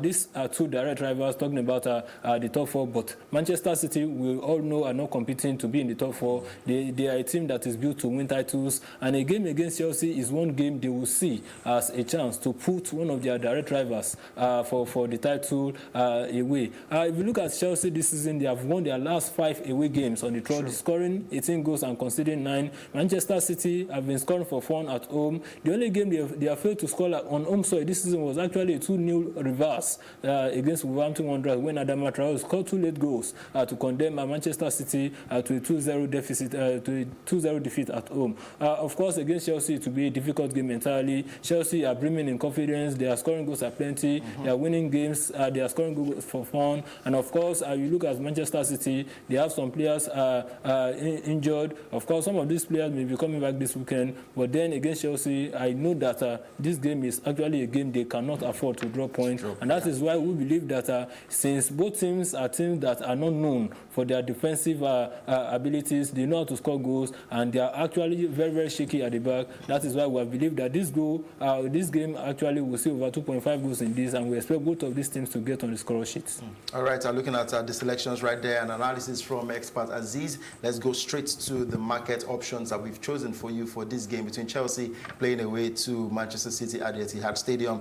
And for both teams to score, as the BTS option, it goes at 1.55, and the over 0.5 halftime means that a goal will be scored in the first half of that encounter, and it goes at 1.23 odds, and over 2.5 will be going at 1.45, meaning that 3 goals or more will be scored in this game. And I'm also tempted to add Manchester City to get a straight victory in this one, but it's dicey because we've seen over time that Manchester City have not been able to defend. In this, if you look at this fixture in recent years, Manchester City definitely have the upper hand. Last season, we saw City recording a 6-0 mauling of Chelsea at this same ground at the Etihad Stadium. Of course, Chelsea were the first team to out the unbeaten run last year with a 2-0 win at Stamford Bridge. But then at home at the Etihad Stadium, Manchester City surely know how to win, and I'm not looking past them to get the win against Chelsea. All right, interesting analysis right there, talking about the game between Manchester City and Chelsea. Now let's go straight to the other game that we have, and straight to the Italian Serie A, and expert Michael is right here to analyze the game between Torino and Inter Milan. All right, Inter Milan last 3 matches against Torino. Inter Milan lost 2 matches against Torino with 1-0 and 2-2 draw. That was last season. And this season, Inter has been on their best form so far, scoring every match since the league has started with the help of Lukaku and Martinez. So I believe Inter is going to win this match with their performance and their new coach, Antonio Conte. Because Antonio Conte is one of the best coaches so far for the past 4 or 5 seasons. So this match, I believe Inter is going to perform well. Because their last performance last year, playing with Torino, was very bad. So I believe this season they are on the best form. All right, this season they are on their best form, and knowing that they've got powerhouses in the forward line, talking about the likes of Lukaku getting into that one. We're looking forward to that interesting game. And expert Aziz that wants to add more analysis on that. I think there is some subplot to this game. You look at Walter Manzari, is a former coach of Inter Milan. Antonio Conte, former coach of Juventus, knows Torino inside out. Of course, Torino as well as Juventus were in the same city, so he knows the players inside out. Inter Milan are currently second behind Juventus in the table, just a solitary point behind the league leaders. They know if they win this game, they will actually go top, with Juve having a tough match on paper when they travel to Bergamo to face Atalanta. So Inter Milan will see this as a chance to claim bragging right in this, as well as going top on the table. They have won their 6 games on the road this season, scoring 15 goals and conceding 7. So it is not a bad part to look past them to get a win in this, and we actually think Inter should be good enough to win this game. All right, Inter Milan hopeful that they can actually win that one. And let's go straight to the market options that the experts have chosen. Torino versus Inter Milan, and that's straight in the Italia Serie A. A way to win either halves, that's for Inter Milan to win any of the halves. It goes at 1.47 odds, and over 1.5, that's 2 goals will be scored in this game. It goes at 1.26, knowing that you have the kind of striker as big and strong as Romelu Lukaku playing for Inter Milan. And for second half, highest scoring will be 2.07 odds, means that the second half will produce more goals than the first half. And most of these kind of games, we get to see the first half ending in a goalless draw, or probably 1 goal will be scored, and the second half, you get to see the rush of goals in that one. I think a quick addition to this game, Torino, we've seen 2 goals, at least 2 goals in each of, they've played 6 games at home. We've seen at least 2 goals in 4 of those 6 games. The only exception is their 0-0 draw at home to Napoli and a 0-1 loss at home against Juventus. So that was the only 2 games that did not see over 1.5 goals at the home of Torino. Inter Milan, on their part, have seen over 1.5 goals in each of their 6 away games this season. So that's why we believe that over 1.5 goals is something that will come true in this game. All right, over 1.5 goals. 1.26 is the odds for that one, meaning that 2 goals will be scored in that encounter. We're looking forward to this weekend. I'm sure interesting football will be played, and I'm wondering why the experts do not have Arsenal on the analysis. Probably it's difficult to predict Arsenal's game these days because of the crisis going on at the club, but we just hope that things get sorted right there at Arsenal. Now let's go straight to the final one, and it's game in the Swiss Super League, and it's a game between Sion and Young Boys, and Aziz is still here to give us more analysis on that game. This is quite difficult for me to predict, so I'll leave it to the experts to... well, perhaps it may look difficult, but then I think one thing is certain here. It has one team written all over it to come out victorious in this, and you look past no other team than Young Boys to come out victorious in this game. Sion are playing at home. They will host the league leaders, Young Boys. Sion is currently 6th on the table. They have played 6 games at home. They won 2, they drew 1, and lost 3 at home. Young Boys, on the other hand, have played 6 games away from home. They've won 3, drawn 2, and lost 1. They've actually scored 11 goals. I'm talking about Young Boys now. They scored 11 goals, conceded 7. On their part, Sion has scored 9 and conceded 11. So it goes to show that both of these teams have some sort of shaky defense. They have a defense that leaks goals, and we are not expecting anything other than goals in this one. If you look at Sion, in their last 7 games on home soil, in their last 9 games, I beg your pardon, on home soil, we've seen over 2.5 goals involving games at Sion's home ground. We've seen over 2.5 goals in 7 of those 9 games, and Sion has actually scored in 7 of their last 9 home games in the Swiss Superliga. Right. Talking about Young Boys now, Young Boys currently lead the table with 1 point, and they have actually scored in 9 of their 10 games in all competitions this season. So with that, and one interesting fact about this game is that their last 12 games in the Swiss Super League, Young Boys have actually won all with Sion not having anything to record, talking about a win against Young Boys. So the last time Sion actually recorded a victory against Young Boys was way back in 2001. Wow. So you cannot look past Young Boys to get a win in this one. All right, for Young Boys getting a win in that one. But looking at the odds now, the AWEH option, that's a way to win either half. It means it goes at 1.25 odds. And for over 2.5 to happen in this game means that 2 goals will be scored, 2 or more goals will be scored in this encounter between Young Boys and Sion, and it goes at 1.40 odds. Remember, well, this show is powered by Bet Ensured, and something big is actually coming pretty soon, and it is the they call it the hashtag Big Black Friday on Bet Ensured. Enjoy the massive discounts, extra value, and amazing giveaway on Bet Ensured's Black Friday offer. Remember, you can follow them on social media. On Twitter, it's at Bet Ensured LTD, and of course on Instagram, it's at Bet Ensured INC. And this starts on the 29th of October, so I would allow you to anticipate and look forward to that one. I'm sure it will be very, very interesting to look out for. Do you want to give us any little bit of information about that before that day comes? All right, what I have to say about this Black Friday coming up, because I don't want, let me just say, like, I don't want anybody to miss it. Oh, okay. Because there's going to be a massive odd. Massive odd and a massive discount for our customers. So you have to actually go down there, register on their website, and that's at www.betensure.com. And of course, you get the Black Friday. And like he has rightly mentioned, the odds will be there for you to pick up from, and the markets will favor you. And probably I'll be making more money than Expert Aziz has made in time. So I'll rush down to the website and make sure that I stay on that page. I've seen Black Fridays, but I think this one will be a different one, and the giveaway will be very, very massive in that one. Now, as we leave the studio now, as we get out of the studio, the international break is over. Football is back in England, and the clubs are talking tough. Tottenham have taken the bold step to let go of Mauricio Pochettino. The Arsenal fans are still waiting to see if Unai Emery will be fired at the club.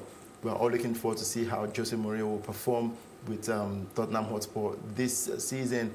And again, Jurgen Klopp wants to continue his lead as Liverpool boss on the EPL table, and Pep Guardiola wants to catch up with Liverpool this season. Now, there are rumors that West Ham United might sack Manuel Pellegrini, and the manager available will be Rafa Benitez. But the Arsenal fans want Emery to be fired so that they can hire Benitez. Then we'll have the major big coaches in England. All this drama, which of them interests you the most? Well, I think Rafa Benitez coming back to the Premier League with West Ham, just like you rightly said, for me is one good thing. West Ham actually, they are a team that is ambitious. They actually want to rub shoulders with the Big Six, and having Rafa Benitez in the dugout is one thing that can push them up the table. For no disrespect to Pellegrini, is a former Premier League champion with Manchester City, but I think he has lost it. He needs to leave for a more progressive manager in Rafa Benitez to come in and take up the reins. But for me, with Arsenal still leaning towards Unai Emery and not doing what is needful, there are a lot of good coaches out there.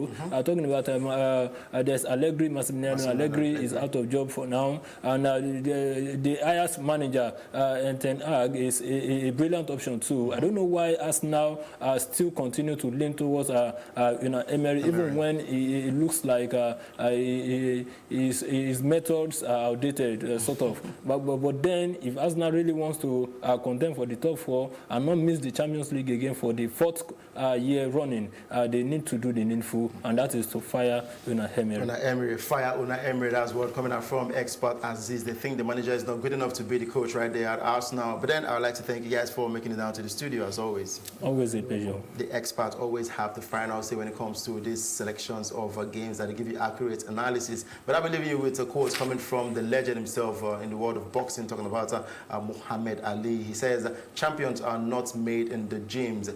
Champions are made from something they have deep inside them, a desire, a dream, and a vision. And I hope that you have a desire, a dream, and a vision as we leave you today from Plus Sports and Plus TV Africa. Thank you guys for watching the show, and I hope you enjoyed the show today. I am Udoka Njoku. Do enjoy the rest of your day.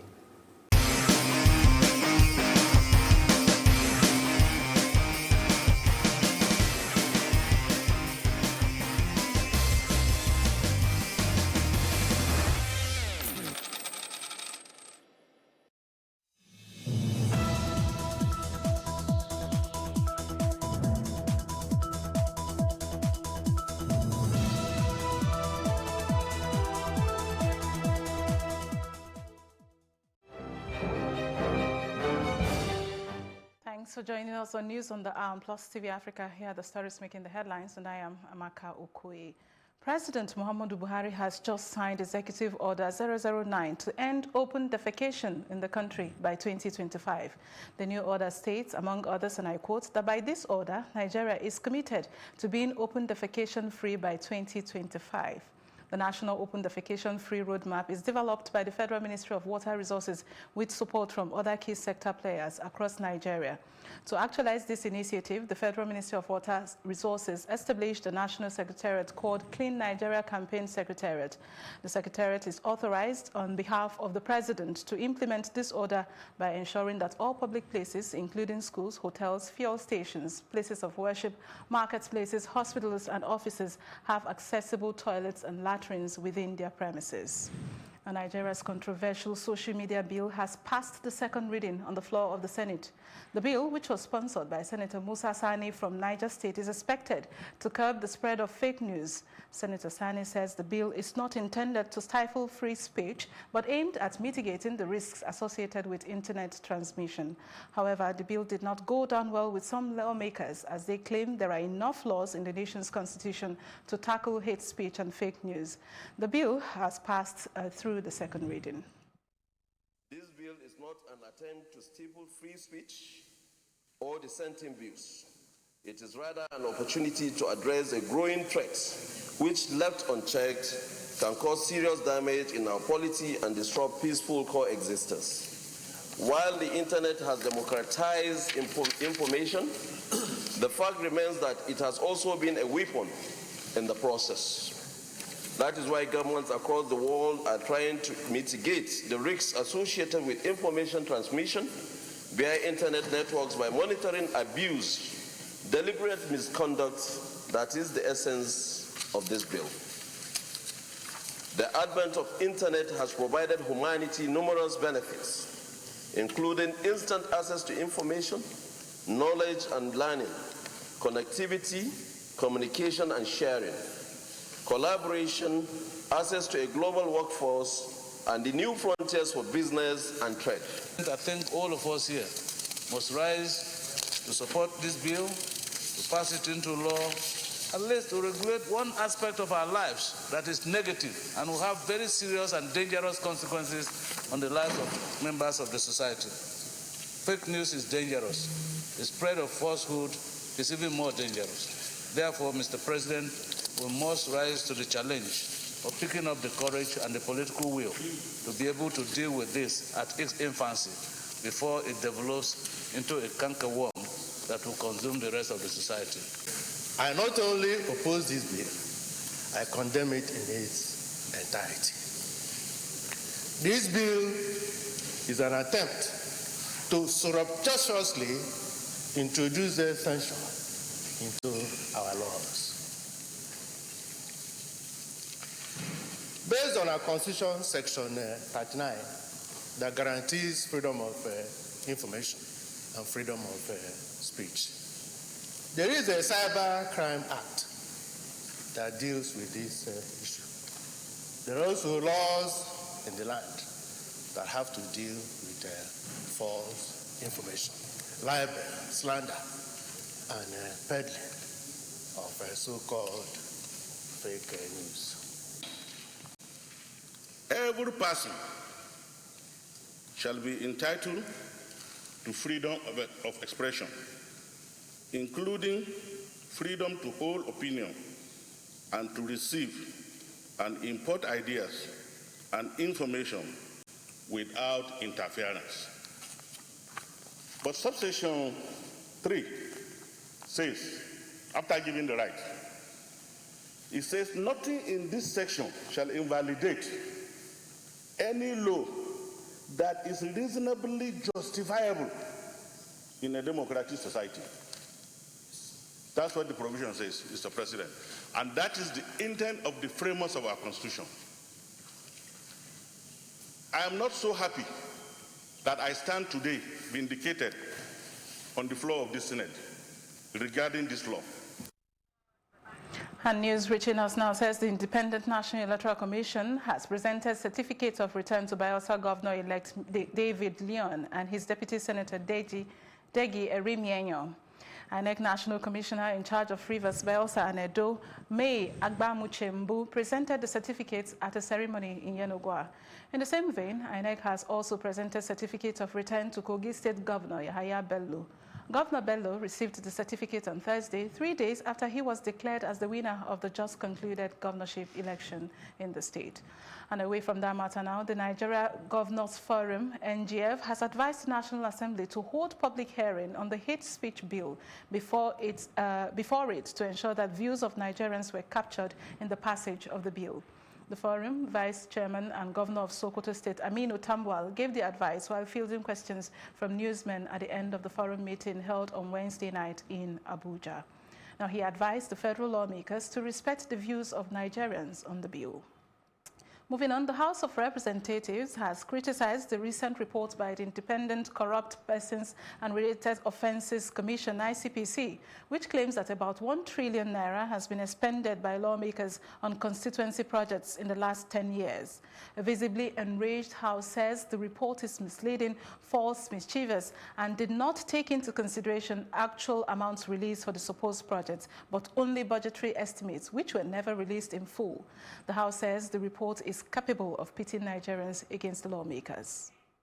It is painful that whoever that emanated that report failed to tell Nigerians that yes, 1 trillion was released for the past 10 years. Budgeted for the past, because of the way I've seen the story, members appreciate the fact that I'm upset. I'm not happy because my members, this is capable of giving me bad name from my constituency. And I'm trying to claim that the 1 trillion that was budgeted, that I can authoritatively say that not more than 40% was released.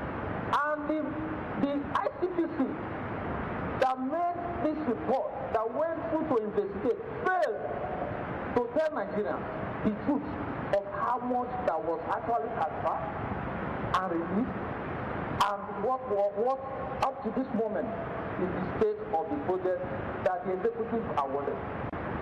Because, Mr. Speaker, words have limits. If in all the papers, particularly this day that I'm holding this morning, says 1 trillion wasted on constituency projects in 10 years, says Buhari. Well, of course, Mr. President would have been responding with regard to the information given to him. I'm a student of public policy analysis. I understand that projects or policies of government go through interrogation. But they must go through interrogation with truth. They must go through interrogation with facts. These are words emanating from the report of ICPC. There are unintended consequences that could come out of this. You put people's well-being at risk. And that is my concern. I feel it is okay. It is okay to use the National Assembly as a whipping boy. But let it be based on facts and not alternative facts. The facts are easy to access. We have the FOI bill, the Freedom of Information Bill, where the ICPC could easily go to. They have all the powers and the tools of investigation and look at releases as opposed to what has been budgeted for. Now, even the ICPC that made the report, I don't think they would appreciate if the House, in exercise of its constitutional responsibility, did an oversight on ICPC based on the money that was budgeted as opposed to what was released to them. And away from that matter now, the House of Representatives has described acceptance fees by Nigerian universities as unacceptable. The House, reacting to a motion sponsored by Honorable Chinedu Martins from Imo State titled "A Call for the Abolishment of Acceptance Fees in Tertiary Institutions in Nigeria," says the fees are arbitrary and should be stopped. Lawmakers said the fees are insensitive considering the various interventions in tertiary institutions by the federal government. The House is further worried that if the exploitative measure and exploitative admission practice of this tertiary institution in the country are left unchecked, the aspiration of the indigent Nigerians to study in the university will continue to be cut short because of their inability to pay acceptance fee. Therefore, the House has resolved to call on the Federal Ministry of Education and the National University Commission to immediately abolish the payment of acceptance fee into tertiary institutions. It's only in this country that I see that the government, you are a government on your own. You provide water, you provide even roads, you provide health. Now, education that's supposed to be free to some extent, you have to monetize it. Government is funding these higher institutions. Universities have been funded. TED Fund is there. UBEC is there. They are all spending money for all these institutions. Government is funding them. I don't know what they are using this money for. This money is only meant for their own private pockets. And to state budget matters now, Katsina State government has announced a proposed budget of 249.4 billion naira for its 2020 fiscal year. Christened the budget of reflection and progress. It's made up of a total recurrent expenditure of 75.5 billion naira, which is equivalent to 30.30% of the total budget. Proposed capital expenditure stood at 273.8 billion naira, amounting to 69.70% of the total budget. Presenting the proposal before the State House of Assembly, Governor Aminu Masari said the budget is designed to sustain the restoration agenda, programs and policies of the present administration. He said the 2020 budget is higher than that of 2019 by 48.7 billion naira, noting that the total amount projected to finance the 2020 budget is the sum of 185.3 billion naira, which comprises of 12.2 billion naira as internally generated revenues, 34 billion naira as other internal revenues, and 139 billion naira as revenue receivable through the Federation account. It is important to note that the 2020 recurrent revenue has increased by 17.91% over that of 2019 budget. Similarly, the recurrent expenditure in the 2020 budget has increased by 23.72%, which indicates that in real terms, the revenue has increased by about 17.91% over that of 2019 fiscal year, he said. A breakdown of the budget showed that environment got the lion's share with 30.14 billion naira, followed by education with 24.5 billion naira, health 23 billion naira, water resources 13.6 billion naira, agriculture at 13.1 billion naira, roads at 23.4 billion naira. Now, the National Working Committee of the People's Democratic Party on Wednesday ratified the decisions of the governorship candidates of the party in Kogi State, Musa Awada, and in Bayelsa State, Doye Diri, to challenge at the Election Petitions Tribunal the result of the November 16 governorship elections as declared by the Independent National Electoral Commission. It added that there was no report against former President Goodluck Jonathan before it. The PDP National Publicity Secretary Kola Ologbondiyan said this in an interview with journalists in Abuja after the PDP National Working Committee's meeting. He stated that the National Working Committee also reviewed the roles played by INEC and security agencies, adding that the PDP National Chairman, Uche Secondus, will on Thursday address a World Press Conference on the deliberations of the National Working Committee. The PDP spokesman also said Secondus was not under any pressure to resign. The caucus also called on President Muhammadu Buhari to direct the Inspector General of Police and other security agencies to immediately fish out the killers of a PDP women leader in Kogi State, Salome Abu, who was burnt in her house. Now, the Presidential Advisory Committee Against Corruption, PACAC, has made a case for the appointment of the acting chairman of the Economic and Financial Crimes Commission, Ibrahim Magu, as the substantive chairman of the commission. The endorsement of Magu by PACAC was made in Abuja on Wednesday by PACAC's chairman, Professor Isais Tagay, when he led his team on solidarity visit to the EFCC boss at the commission's headquarters. While declaring that Magu deserves appointment as a substantive chairman of the EFCC, Sagai said, when something is good, when you see high quality, merit, dedication, and somebody who is courageous in the fight against corruption, I think it will be stupid to say you are looking for something outside. End of quote. And on his part, the EFCC boss thanked President Muhammadu Buhari-led administration for giving him every support he had required to achieve the successes recorded by the Commission. He assured the PACAC delegation that he and the EFCC team would continue to give their utmost support in the fight against corruption. Now, over 500 expected mothers from the 31 local government areas of Akwa Ibom State on Wednesday received free Medicare cash as well as maternity pass courtesy of Matters Pregnant Care Outreach. The 5th edition of the program, themed Pregnancy, Childbirth and Beyond, is a part of Family Empowerment and Youth Reorientation Path Initiative's effort at reducing infant morbidity and maternal mortality rate in the state. Dr. Martha Udom Emmanuel, wife of the governor, said the outreach over the years has been able to educate and assist expectant mothers cope with the demands of pregnancy. Dr. Emmanuel stressed that she wasn't against the practice of traditional birth attendance, but that she was rather concerned about the procedure of delivery in those homes, saying, and I quote, there have been unwarranted cases of death and transmission of deadly diseases from them, end of quote. The coordinator, Ime Inyang, appreciated the governor's wife for the program, stating that it is geared towards addressing pregnancy-related issues. The advocacy is working. For this number, when we started this program, very few women were going to antenatal. It's absolutely necessary for you to go for antenatal. So I want to believe by the time you leave today, you tell your friends also that are pregnant in the rural area, this is what we learned. 800 women die every day during childbirth. And you can attribute greater portion of that to traditional birth attendants. Everything that you need at childbirth is in that bag.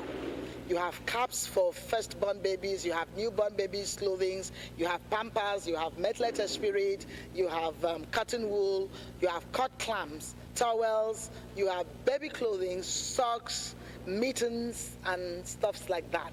It is a complete thing, even if you have not made one purchase as a pregnant woman and it is time to deliver, you're good to go with Fereb's pregnant care bag. Everything is complete in there. Our Excellency is doing a great job and contributing her quota greatly towards eradicating maternal mortality and child morbidity. And the news continues shortly. Please to stay with us.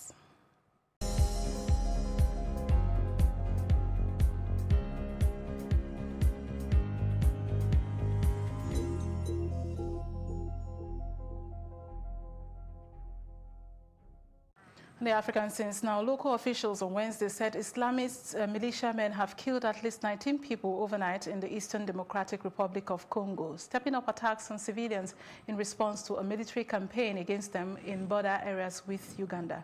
The assailants, who the officials said belong to the Allied Democratic Forces, ADF, a Ugandan Islamist group, also kidnapped several people and touched a Catholic church during 2 separate attacks about 35 kilometers apart. The Congolese army began an offensive 3 weeks ago near the Ugandan border, and the ADF has been operating there for more than 2 decades and is one of dozens of rebel groups active in the mineral-rich area, which civil wars resulted in millions of deaths around the turn of the century. Several previous ADF attacks have been claimed by Islamic State, but the extent of their relationship remains quite unclear. Army spokesman Mark Hazukay said the ADF killed at least 7 people on the outskirts of the city of Beni, adding that 2 soldiers were wounded and several people are missing. And that's it on the African news, and up next is our foreign news.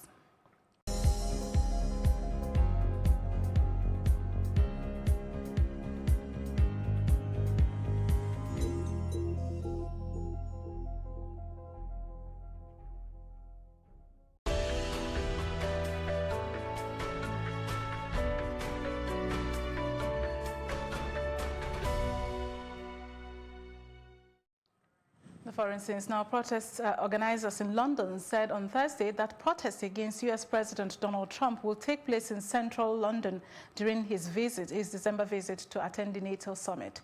The Stop Trump coalition said that the main protest will be on December the 3rd and would target a banquet at Buckingham Palace where Trump will dine with the Queen and other NATO leaders. Britain will have a national election the following week on December the 12th. And that's it on the foreign scenes. Up next is our business news.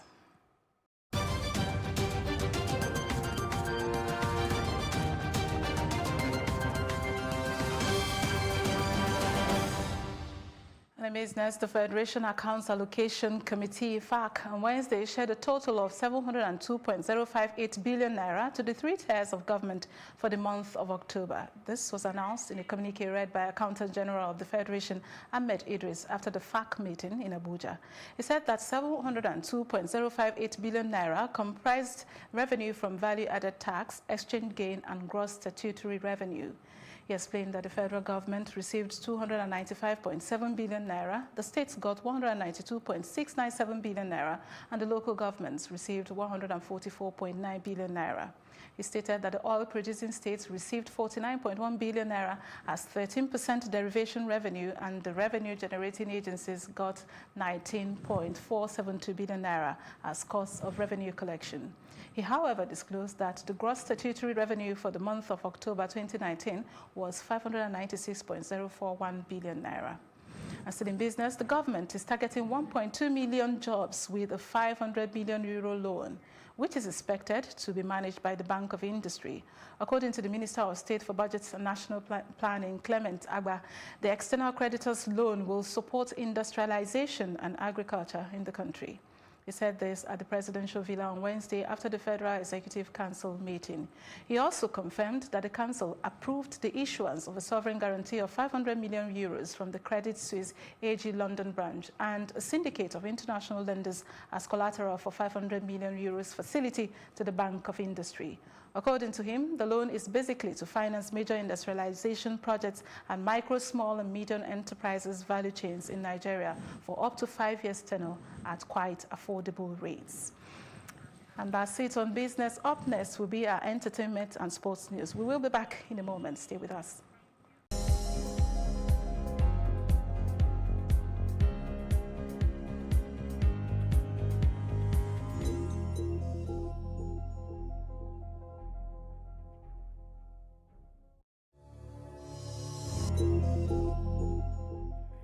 In entertainment, Ghanaian dancehall recording artist Shatta Wale has earned his first ever Grammys for Credit, the 2020 edition.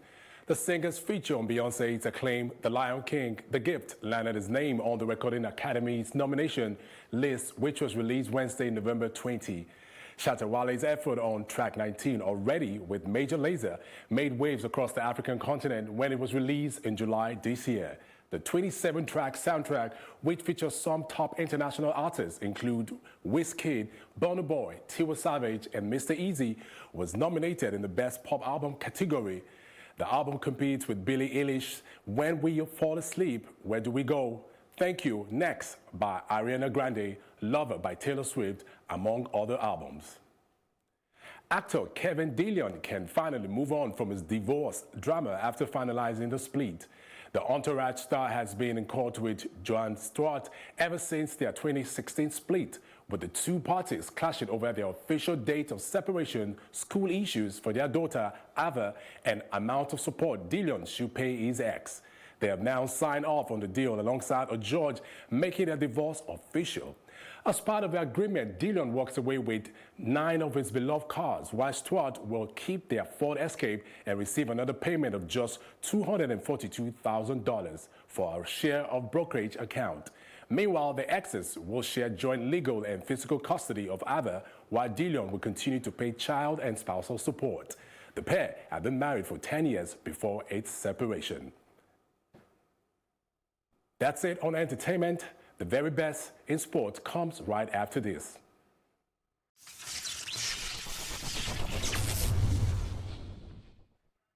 And in sports, Anthony Joshua said his first career defeat at the hands of Andy Ruiz Jr. was due to a lack of experience, and he had become a smarter fighter ahead of December's rematch.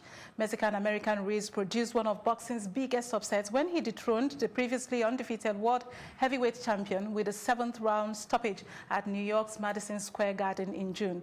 It wasn't burnout. The issues I faced in the last camp, it's just down to lack of experience, Joshua told the BBC. Even though it was at a high level, we were still finding experience. Now I can understand it and know what it takes. I have more understanding now, and my ears are open to new information, so that's making me smarter as a fighter, Joshua added. The WBA, IBF and WBO heavyweight title rematch, dubbed the Clash on the Dunes, will take place in Saudi Arabia on December the 7th after former Olympic champion Joshua triggered a rematch clause. And that's it on sports at this hour, and also our news roundup of events at this hour. For more news updates, please follow us at Plus TV Africa on Facebook, Twitter and Instagram. And do remember also to subscribe to our YouTube channel at Plus TV Africa. We will be back later with more stories making the headlines. Please do join us again. I am Amaka Okoye, and do have yourselves a great day.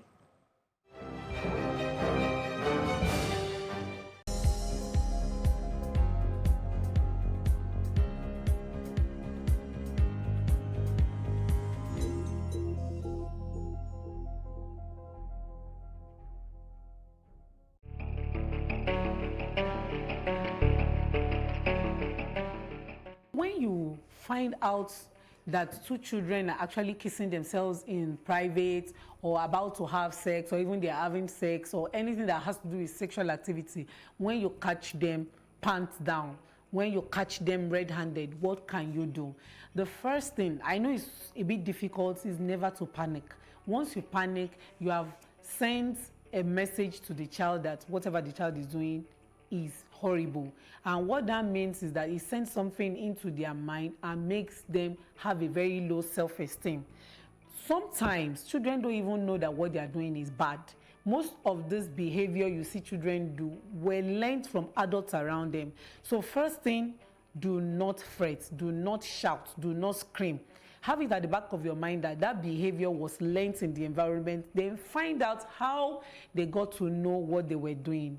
One of the best way to do it is what we call pacing. So when you want to ask a question, when you want to ask a child about something, don't throw it at the child just like that. Don't ask the question why. The question why means you're being judgmental. Just politely try to find out how they came about that behavior. Then when they tell you, then ask them again. When they give you an answer, answer them with a question, so you keep, bringing out whatever they have in their mind. Then when you are sure that you already got enough information, it is our responsibility then to now teach them. Do never crucify them. I will tell you from my experience that children don't even know that what they were doing is bad. They just see adults doing it and they want to experiment. They don't understand that it is bad. So do not label them as bad. What you need to do is to teach them allow learning experiences. Tell them what you think this thing is about and why you don't want them to do it again. It's not for children. This will happen to you. Tell them the repercussions, the pros and cons. Children are reasoning beings. They will reason and think about it. And if they trust you enough, you have a good relationship with them from the beginning, they will listen to you. And ensure that you use that as a good opportunity to teach them sexuality and sex education, because that actually is an indication that they lack this education. So it's a very good opportunity for you to teach them, especially sometimes when they are watching TV and they see adults kissing or adults hugging each other. It's a very beautiful opportunity to ask them, just ask them, baby, what do you think they're doing? They will tell you, adults, they are kissing. So what do you think about adults kissing? So you don't tell them you should not kiss because you're an adult. Children don't reason like that. Ask them question. Why do you think they are kissing? Say because they are adult. So that means you're not an adult, you should not kiss. It is not for you. So those are the ways you pace the education of sex education and sexual abuse education. So we actually have age-appropriate sex education as well. If you ask me, if you want to teach a 2-year-old how on sexuality, is different from the way you teach a 10-year-old and different from the way you teach a teenager. So what our advice is, seek the help of professionals who can guide you on the things that you will tell a 2-year-old about sexuality and the 10-year-old and a teenager.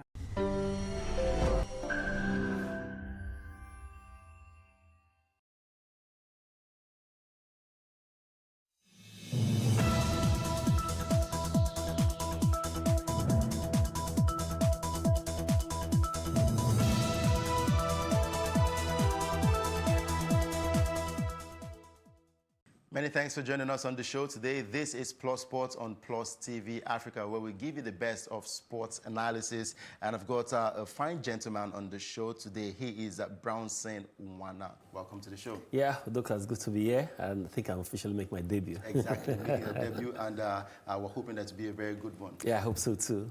All right, you can watch us on Star Times, channel 308, and of course, channel 528. And please do follow us on our social media handles at Instagram and of course on Twitter at Plus TV Africa, and subscribe to our YouTube channel, youtube.com/Plus TV Africa. We'll be giving you the fine analysis on everything going down right here in the world of sports. Now, kicking off with the match day 4 results of the Nigeria Professional Football League.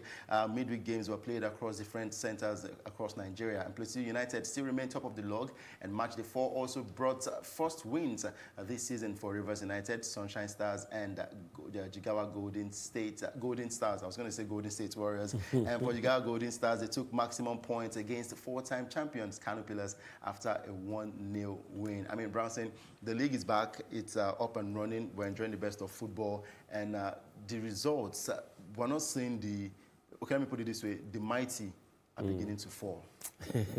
It's a surprise because, for instance, Kano Pillars, three games yet to win a game so far. And it's unfortunate because the coach has been given too much ultimatum to turn things around. Otherwise, he get the boots. And, you know, the first 3 weeks we saw away wins and all of that. But all that narrative has begun to change. It's beginning to change going into the thick of the season. Maybe it was bonanza bonus for some guys. And then at this point in the league, if you must stay top, you must start winning, especially your home games. But overall, you have to give kudos to Lobby Stars. Where they are right now doesn't look to be fluke for them, as well as Plateau United. It looks like they're having fairy tale season so far. They played 4 games and they've had 3 wins. Very impressive. Lobby Stars second on the log, but it's not yet clear if those guys can continue. I mean, after 4 games, 3 wins for Plateau United, unbeaten so far. 3 games, 3 wins, 1 draw, 10 points. So very good one for them. But whether they'll hold it to at least mid-season is yet to be seen. But overall, I think we've seen first four games in the NPFL. And of course, a good football. Plateau United look like they know what they're doing, and they've won it before, and they look like they can do this again. But let's look at the results, look at other games that were played in the Nigeria Professional Football League and see how it stands. Wiki Tourist 3-1 against Delta Force. Rivers United defeated Rangers by 2-1, and Aqua United played out a goalless draw against Katsina. And my own heartland of Owerri, very painful. They lost Lobby Stars at 3-0, and Sunshine Stars pipped Enyimba to a 1-0 defeat. And of course, Nasarawa United played out a 1-0 draw against Plateau United, and Jigawa Golden Stars shocked Kano Pillars. Yes, I think it's a shock against Kano Pillars in that 1-0. And most times you get to point fingers at the coach. Nobody points fingers at the players for not playing good football. The coach has done his bit, but the players do not get to deliver. Let's go straight to the table and see how the standing is for the teams in the Nigerian Professional Football League. Plateau United, Lobby Stars, Wiki Tourist, and MFM, and Enyimba in the top 5, and Kano Pillars shockingly in the 18th position in the Nigerian Professional Football League table, swimming in relegation waters. Can they survive relegation this season? Very, very unusual position for Kano Pillars, must be said. But if any team can survive, this kind of position, it definitely has to be Kano Pillars. They've got experience. They've won the league a couple of times, and they've still got depth in the squad. Unlike other squad that overhauled the team, a particular team signed as much as 18 players. I think it's sad. It's really sad for football. Sad for football, but Kano Pillars didn't go through all of that. There could be a lot of things, maybe no much motivation, but it looks like a team that can really overturn. But like I said, the remaining 2 games will now show if these players are playing for their coach or they're playing for him to be sacked. Because we've seen when ultimatum is given to coaches to turn things around like this, they quickly turn the things around. But if players want you to go, they'll make you go. Definitely. And of course, they'll do that in the pitch of play. So most likely, let's see what happens in the next 2 weeks. If they can turn things around this weekend and probably next midweek games, they just might stay afloat. To keep his job. Well, going to the game that went down at Teslim Balogun Stadium, it was between Warri Wolves and MFM, but Warri Wolves almost won that game in Lagos, but a late equalizer saw the home side MFM end that game 1-1. And playing their home game at the Teslim Balogun Stadium, MFM was stunned early in the second half when Moses Omoduomuka's delightful free kick from about 25 yards went straight into the net to give the visiting Warri Wolves the lead in the 57th minute. And Adeniji Kabera Adewale, however, equalized another time to draw the home side level. I was at Teslim Balogun Stadium, and it was interesting knowing that the game was brought to Teslim Balogun Stadium. Normally they play at the Agege Stadium, more like an artificial pitch, which the MFM players actually complained about. They said they blame their draw, they blame it on the pitch, that they are not used to playing on grass. They play more on artificial pitch. And I'm wondering, as a football player, as a professional, you should be able to play on any surface you find yourself. Why blame it on the football pitch? Yeah, as a matter of fact, when I got information that the game would play at Teslim Balogun Stadium, immediately I knew it was going to be a disadvantage to them because your home ground is supposed to be where you're very comfortable with. But that's not what we saw. Yeah, as a professional, you're supposed to play on a grass pitch. But then their home games have been at Agege Stadium. It's like a fortress for them. They understand the width of the pitch. They understand the fans and all of that. Taking them to Teslim, yes, maybe it's like a test run to the new stadium. By the way, the grass looks very good. Very, very good. Very good on TV. But for them, I think they need to train more on this ground if they really want to make this their home. Otherwise, I think it won't be very fair for for MFM to always move their home game between Teslim Balogun Stadium and Agege Township Stadium. They have to stick to one. Very true. They have to stick to one. And there was something amazing about the state. I was shocked. Probably I'm seeing it for the first time. I've seen this more in a foreign football stadium, but I saw something different at Teslim Balogun Stadium. Do you know that the stadium actually had sprinklers? Wow. It had sprinklers. You know, you mentioned the beauty of the stadium, and I'm wondering, when I saw the water pop from the ground, I was like, so we have this kind of facility in Nigeria. But one thing is maintenance. We get to see a video of the sprinkler where that was during the halftime. And of course, after the game, as usual, we had crisis. One of the MFM officials was beaten in down one. Probably they were not satisfied with the result of down one. I mean, this is a beauty. Yeah. This is a beauty. But yes, are we going to maintain this? Is it going to last? Well, because this is the state's own property managed by Lagos State Sport Commission, we can say just maybe they'll be able to keep up with the maintenance culture. Maybe if it was a federal property, it would have been very different. Teslim Balogun, if you look at how the way they've managed the stadium over the years, they've been able to, look at the maintenance culture and make sure that things are replaced as when due. I really appreciate the upgrade of the stadium. People are now clamoring for Super Eagles to start considering Teslim Balogun Stadium to play their games there. But overall, I think Lagos has got something going for them, and that's governors that love sports. So we just might have a very good maintenance culture with the Teslim Balogun Stadium. Very true. And of course, for that one, we say kudos to the Lagos State government for running that one, and for Teslim Balogun. The guys at the stadium, they make sure that things are being put in place. If you go there, you see activity in all corners of the stadium. Yesterday there was this temple competition going on for basketball, and the final will be going down on Sunday. We'll definitely be there to give you coverage of the best when it comes to sports. Now let's move over to football. Yes, still talking football now, but this time around going over to the Super Eagles of Nigeria. We met with Gernot Rohr yesterday at the Teslim Balogun Stadium, and we were talking to him, and we asked him about, we were surprised to see him at the local league, because he doesn't really go there to watch local football. And he said he has been watching MFM games.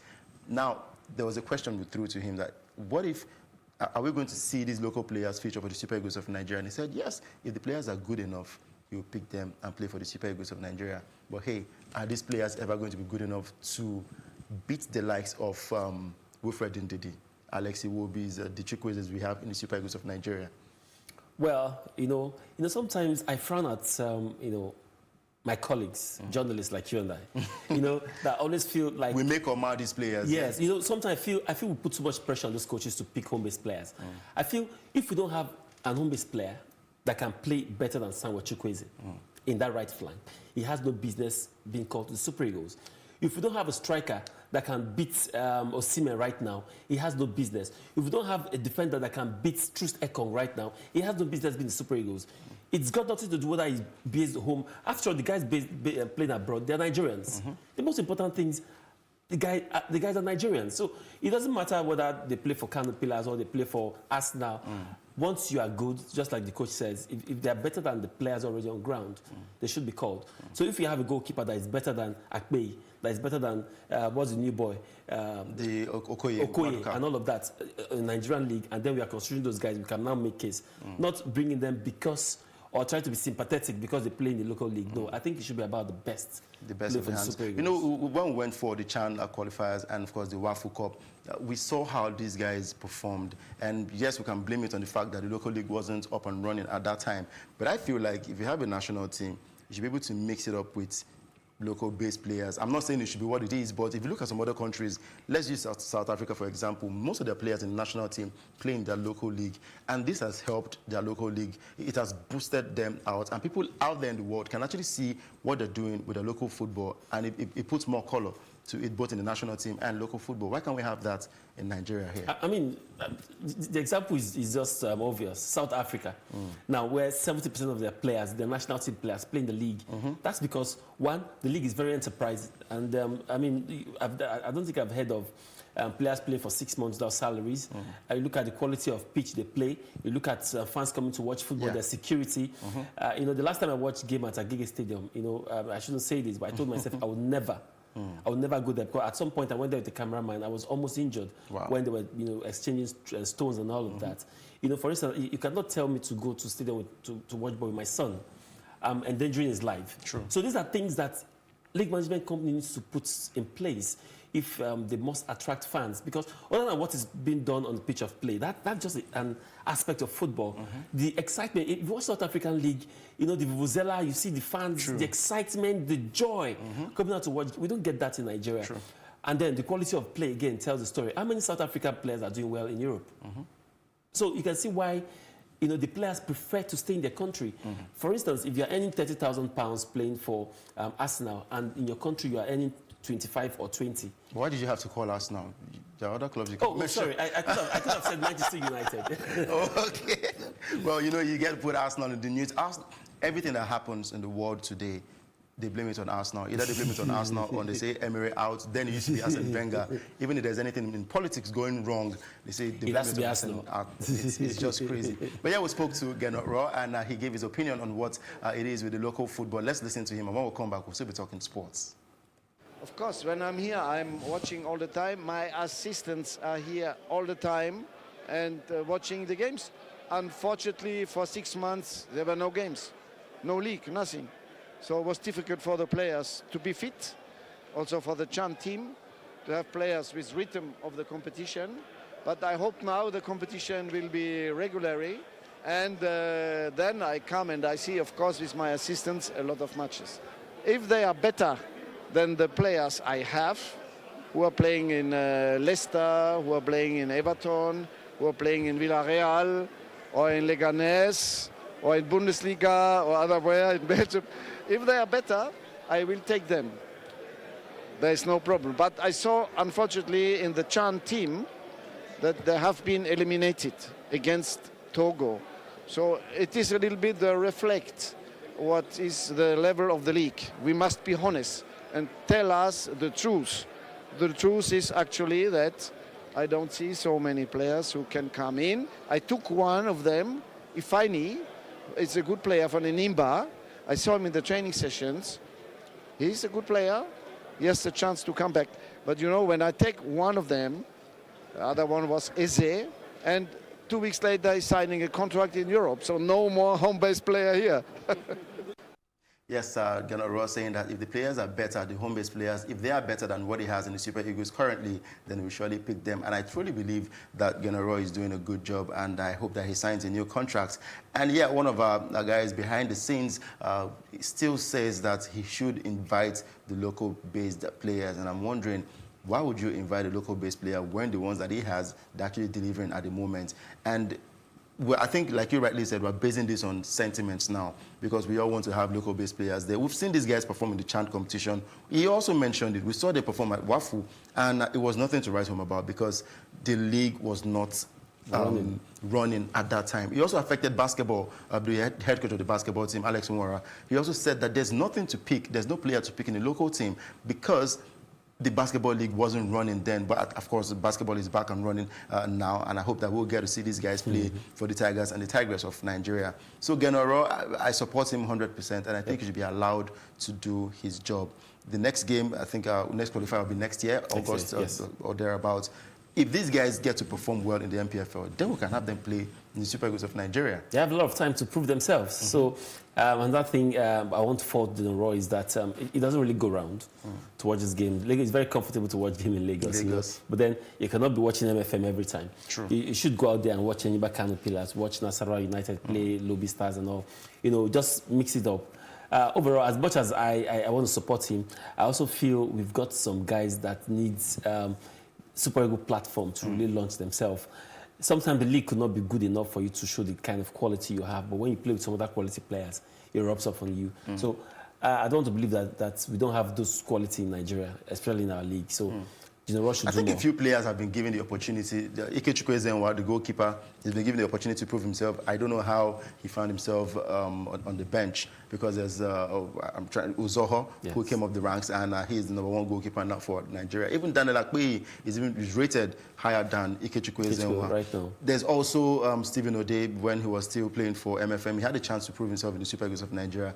He got that chance, he couldn't take it. But yes, he's playing international football now in Europe, and I hope that he gets a chance to come back and prove his quality for the Super Eagles of Nigeria. There's an Mfonu though, who also got a chance, but he couldn't take that opportunity. So I do not blame Genoro at all. But talking about coaches now, let's go straight to England, and it's all about the saga, or should I call it a saga, or it's a drama now in Tottenham Hotspur. Mauricio Pochettino has been fired. He's no longer the coach right there at Tottenham Hotspur. And one man who calls himself the chosen one, Jose Mourinho, has been employed as a new manager right there at Tottenham Hotspur. Is this good or bad? And would this man bring success to Tottenham Hotspur? Well, in football, managerial job, it always comes to an end someday. Jose Mourinho was a failure at Manchester United with Carabao Cup and Europa League Cup. It was a failure. Wow. And he won two trophies. At Madrid, it was a failure, but he contested with Barcelona, and of course won title and won the cup again. He went to Italy. Super Cup? Super Cup. In Italy, yeah, of course, it was well celebrated, but that's at the detriment of Juve, who were dominant at that point. He came in. So Mourinho has proven that he's a winner everywhere he goes. Whether you like him or not, like his tactics or not, he's a winner. I think he would deliver. The last time Tottenham won something was in 2008. And that was it Carabao Cup or FA Cup? One of those, minor trophies. One of those minor trophies, maybe T Cup or something, So I think Jose Mourinho, because his character could be questioned, but several times I've watched him on Sky Sport talked about the fact that he's learned his lessons, he will approach things differently, and all of that. So the expectations are high, even though his first press conference yesterday, he didn't talk about winning trophies. He only said he's coming here to take Tottenham to where they belong. Where does Tottenham belong? Maybe going to qualify for top 4, Champions League football and all of that. But Jose Mourinho, with Jose Mourinho, you can be sure. The problem I'm going to have, I'm waiting to see how the drama will unfold. Daniel Levy is a very strong personality. Definitely. And also, Jose Mourinho is a very strong personality. Don't forget that Pochettino failed at I think Daniel Levy helped Pochettino to fail, in my opinion. 2 seasons, 2 transfer window, no transfer was made. Definitely. And he didn't have control of the policy of which players comes and all. Daniel Levy was calling all the shots. But it's different with Mourinho. Mourinho wants to call the shots. He wants to tell you, this: I want X, Y, Z to succeed. And the backroom staff Mourinho is bringing, second to none, young lads, guys with fresh ideas. So I just can't wait to see how this will unfold. I think their first game this weekend will be against West Ham United. And you talk about Daniel Levy and Jose Mourinho, clash of ego. And I told a colleague of mine, I said, look, this Levy guy would not release money to Jose Mourinho to get the kind of players that he wants. He has to make do with the players that he has at the moment, the Hurricanes of this world, the Dele Allis of this world. We'll see how he performs this weekend against West Ham United. Then we can rate him for that game. Then subsequently, we can now know if he would win them trophies or not. But we spoke to some of the football fans on the streets in Lagos and asked them what their opinion was on Jose Mourinho being the manager right there at Tottenham Hotspur. Let's listen to them, and when we come back, we'll be wrapping up with the show. No, I don't think so, because from 4 years season to now, Mourinho has been doing bad. Even when he coached Manchester United, he doesn't do well. And he doesn't know how to manage player. Mourinho, as usual, is a trophy winner, but people are saying, according to what you just said, that he does not base on grassroots players, only on high-class players. But to the extent that Pochettino have got like semi-final of Champions League, no trophy. Premier League, second position, like 2 or 3 years, no trophy. I believe if Mourinho is on that position, at least there must be something.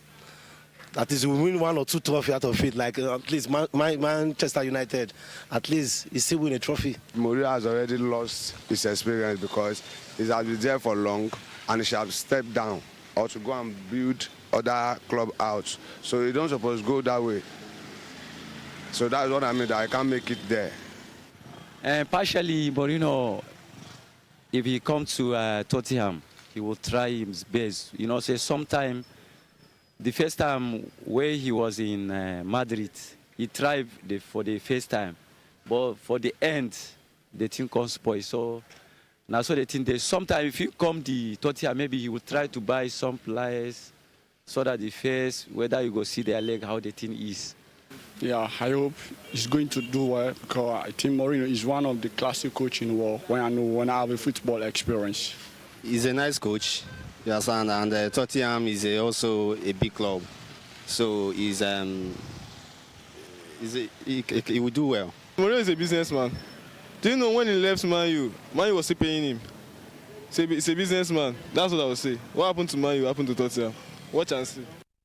Wow, Mourinho is a businessman, and he actually ended by saying, what happened to Man U will happen to Tottenham. Watch and see. We're all watching to see what will happen with Tottenham Hotspur and Jose Mourinho. And for me, some seasons back, when he was still at Chelsea, he made, when he had that back and front with Arsene Wenger, he made some crazy comments. I think his first season at Chelsea, he was asked if he was ever going to be Tottenham Hotspur coach.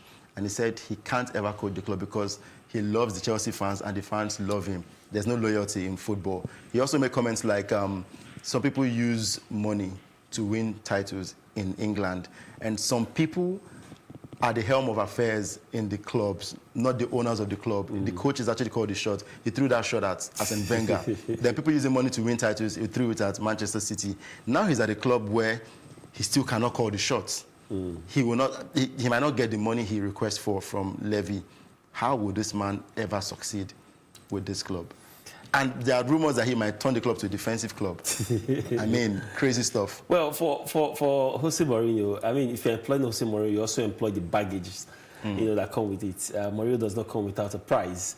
And I'm sure they would have sorted out all those things behind the scenes before, they finally signed the dotted, lines and all of that. So, Jose Mourinho, for me, will he win the title next 2 seasons? I'm not very sure. But I think he can pick some of these pocket cups, maybe the Carabao Cup, the FA Cups, and all of that. But if Mourinho must win the EPL with Tottenham Hotspur, at least minimum £250 million should be spent. And with Daniel Levy cover that amount of money, time will tell. Time will tell. We're waiting to see that happen for Tottenham Hotspur, and we're waiting for them to actually win their first title in so many years, and I'm sure they will close that rivalry between themselves and the Arsenal Football Club. But that's where we'll draw a wrap on today's show, Plus Sports and Plus TV Africa. Thank you, Brownson, for making it to the studio. The pleasure. And it was a good debut, I must say, having Brownson on the show. You can actually catch us online, and of course, this will be repeated later in the day by 6:30 p.m. I'm Udoka Njoku. Do enjoy the rest of your day.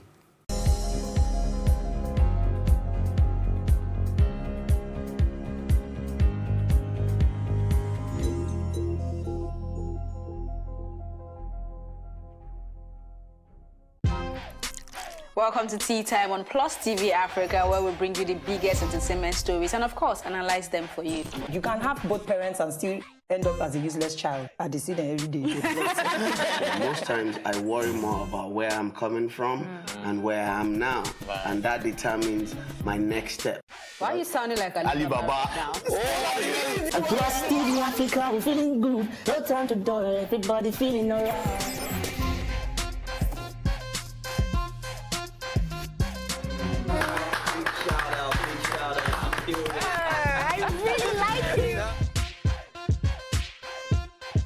can still make music and people are still buying. That's why they look myself minimal IU. Akpala music is for mature-minded people. I got DMs sometimes from Malawi, like, sleeping early.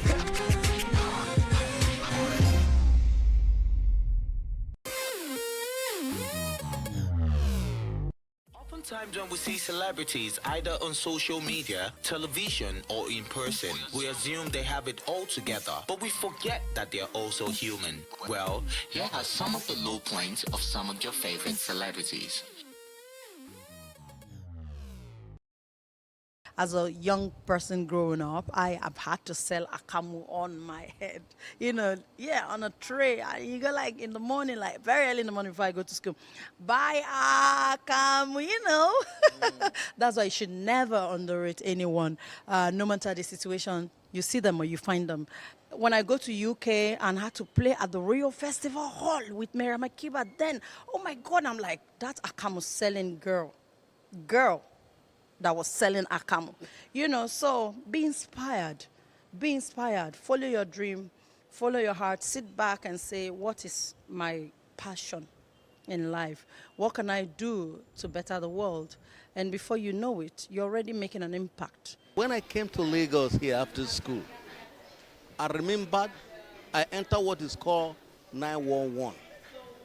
911 is a kind of lorry found then that they will load Gary, load in at the back. Then in between the driver and the load, we have what is called second class. And that is where I sat. And could you believe that by the time I got to Ido and I came down, my box, my shoe, because it took us 3 days from Bender, from Midwest to Lagos, all my loads were loaded. You see, when you pass through such, and when you become somebody, you look back and you look at what people are going through. It makes you to help others. When I decided to be an apprentice photographer, we were living in Ebutimeta, and I would trek, you know, from Ebutimeta into Willoughby, from Willoughby into cross the Leventis into Ido Road, past Ido railway station, go across the Kata Bridge, and then into Agbogbon, into Broad Street. And I trekked that for 1 whole year. And then finally when I got to London, I had to be a cleaner, you know, every morning. Get out of the house by 4:30 to clean till 9 a.m. and then rush off to school. So I've done quite a lot of things like that, and I still continue to do that. And so for me, it is part of one's development. And I didn't see that I was suffering. Occasionally, you know, you want to stop. You have cried many times. I've failed many times, but I've just got up. I get up again. A lot of people, I enjoy goodwill of some people who pull me up again and help me on my feet, and then I go on. I finished that film and I became very famous. As young as I was, I didn't even know what it was. Everybody would just be calling me over. I'm like, what's wrong? What's going on? When the film was all over the place, so I couldn't go to the market, and I used to go to the market a lot, you know, to go and buy all these second-hand, all these second-hand outfits, and then there was one day I went to the market with a couple of my friends, and I just realized that I just couldn't buy these things anymore, because they would tease me. The market, the people in the market, the traders will always tease me and said, so you see, they come buy Pendam Boutique, you know. So that made me realize that, oh, so if I become a star, there are a lot of things I won't be able to do, or what? So I went back and I said to myself, is this how I'm going to live my life? I won't be who I want to be. I won't be myself. And I said, no, I won't let that catch up with me. Just be who you are, no matter your craft, no matter how high you think you've become. Still be that same person that the girl next door, still the girl or the boy next door that people can always relate to.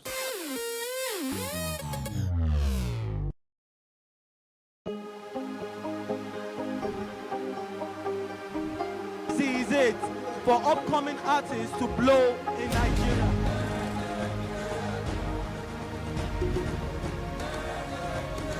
Welcome to Plus Trending. I am Buki November, your host, saying thank you for joining us on today's episode. Welcome back. It's Tea Time on Plus TV Africa. Practice makes perfect. I'm not perfect yet, but I'm a lot better than I used to be. He's a king. He's entitled to marry 100 if he wants to.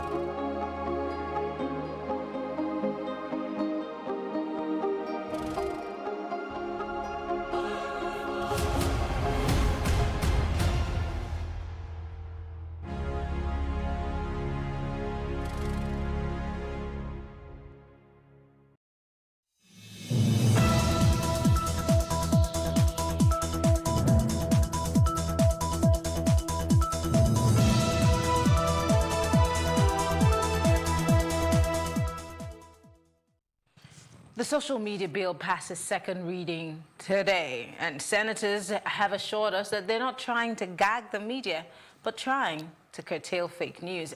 And in 2018, can you guess what killed Nigerians more than the terrorist group Boko Haram? Well, there were lots of murders during the herdsmen and farmers clash. And this is Plus Politics, and I'm Mariana Cole.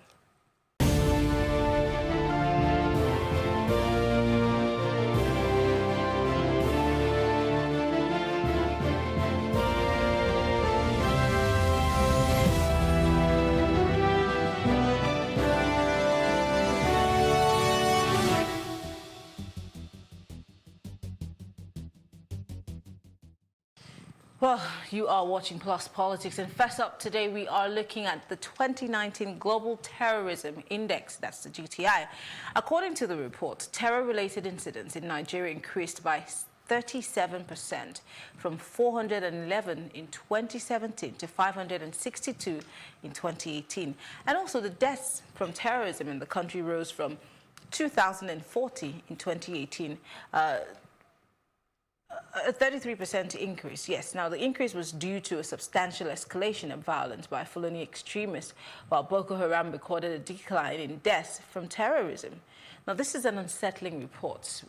Will the National Livestock Transformation Plan change anything? And are these displaced people being sorted out as we speak? I'm sure my guests here might have the answers to all of that. I'm being joined in the studio by Sam Adeleke. He's a political analyst, and John Wesley, also a political analyst. It's good to have you join us, gentlemen. Thank you. Good evening.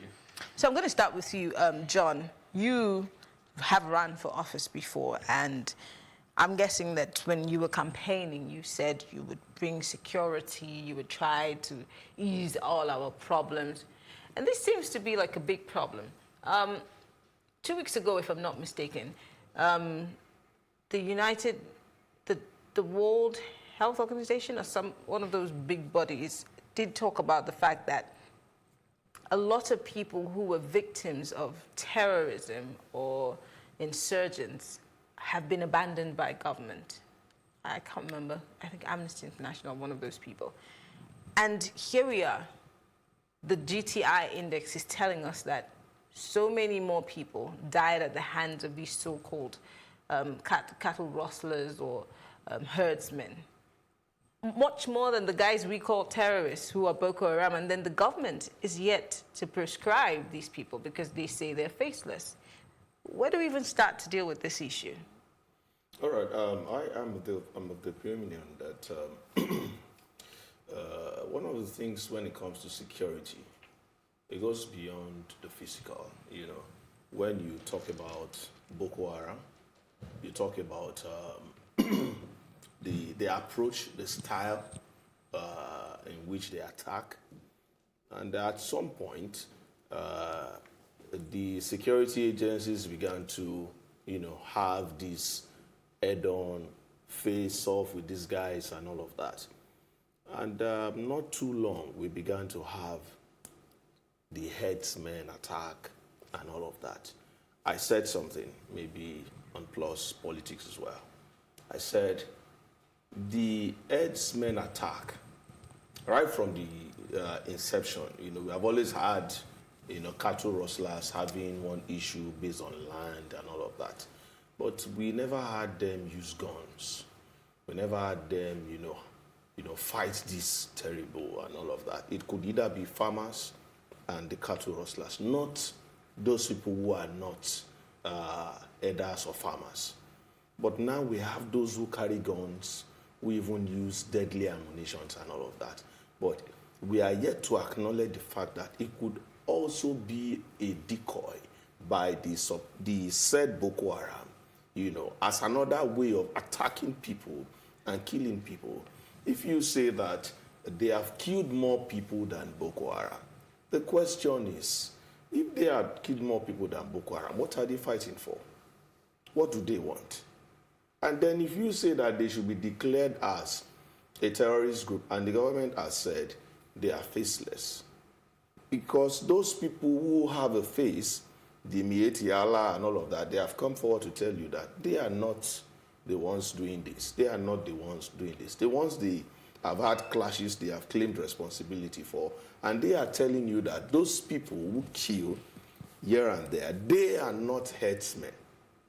But a whole lot of these things have not been addressed properly, just because of what? Politics. Politics, you know, has divided us over and over. And what's the point? You say that because the person who is the president is one of them, and that's why nothing is happening. But we're talking about lives. Are you saying that because the president also, you know, has a cattle ranch or whatever, or cows and all of that, that's why the president will not bother about But do you not lives? think that, again, these are all speculations due to the fact that the issue has not been addressed head on? Now, maybe if the presidency or the government, both the legislature and the federal executive, decide to deal with this issue and speak truth to power, maybe there will not be room for these speculations. Don't you think so? And because maybe, again, because of the divisions we have in the country, there's room for speculations like, oh, maybe the reason why the president is not dealing with this issue is because he's from that part of the country. I mean, these things are not out of the blues. It's because we have created an atmosphere for it, right? Well, who created an atmosphere for it?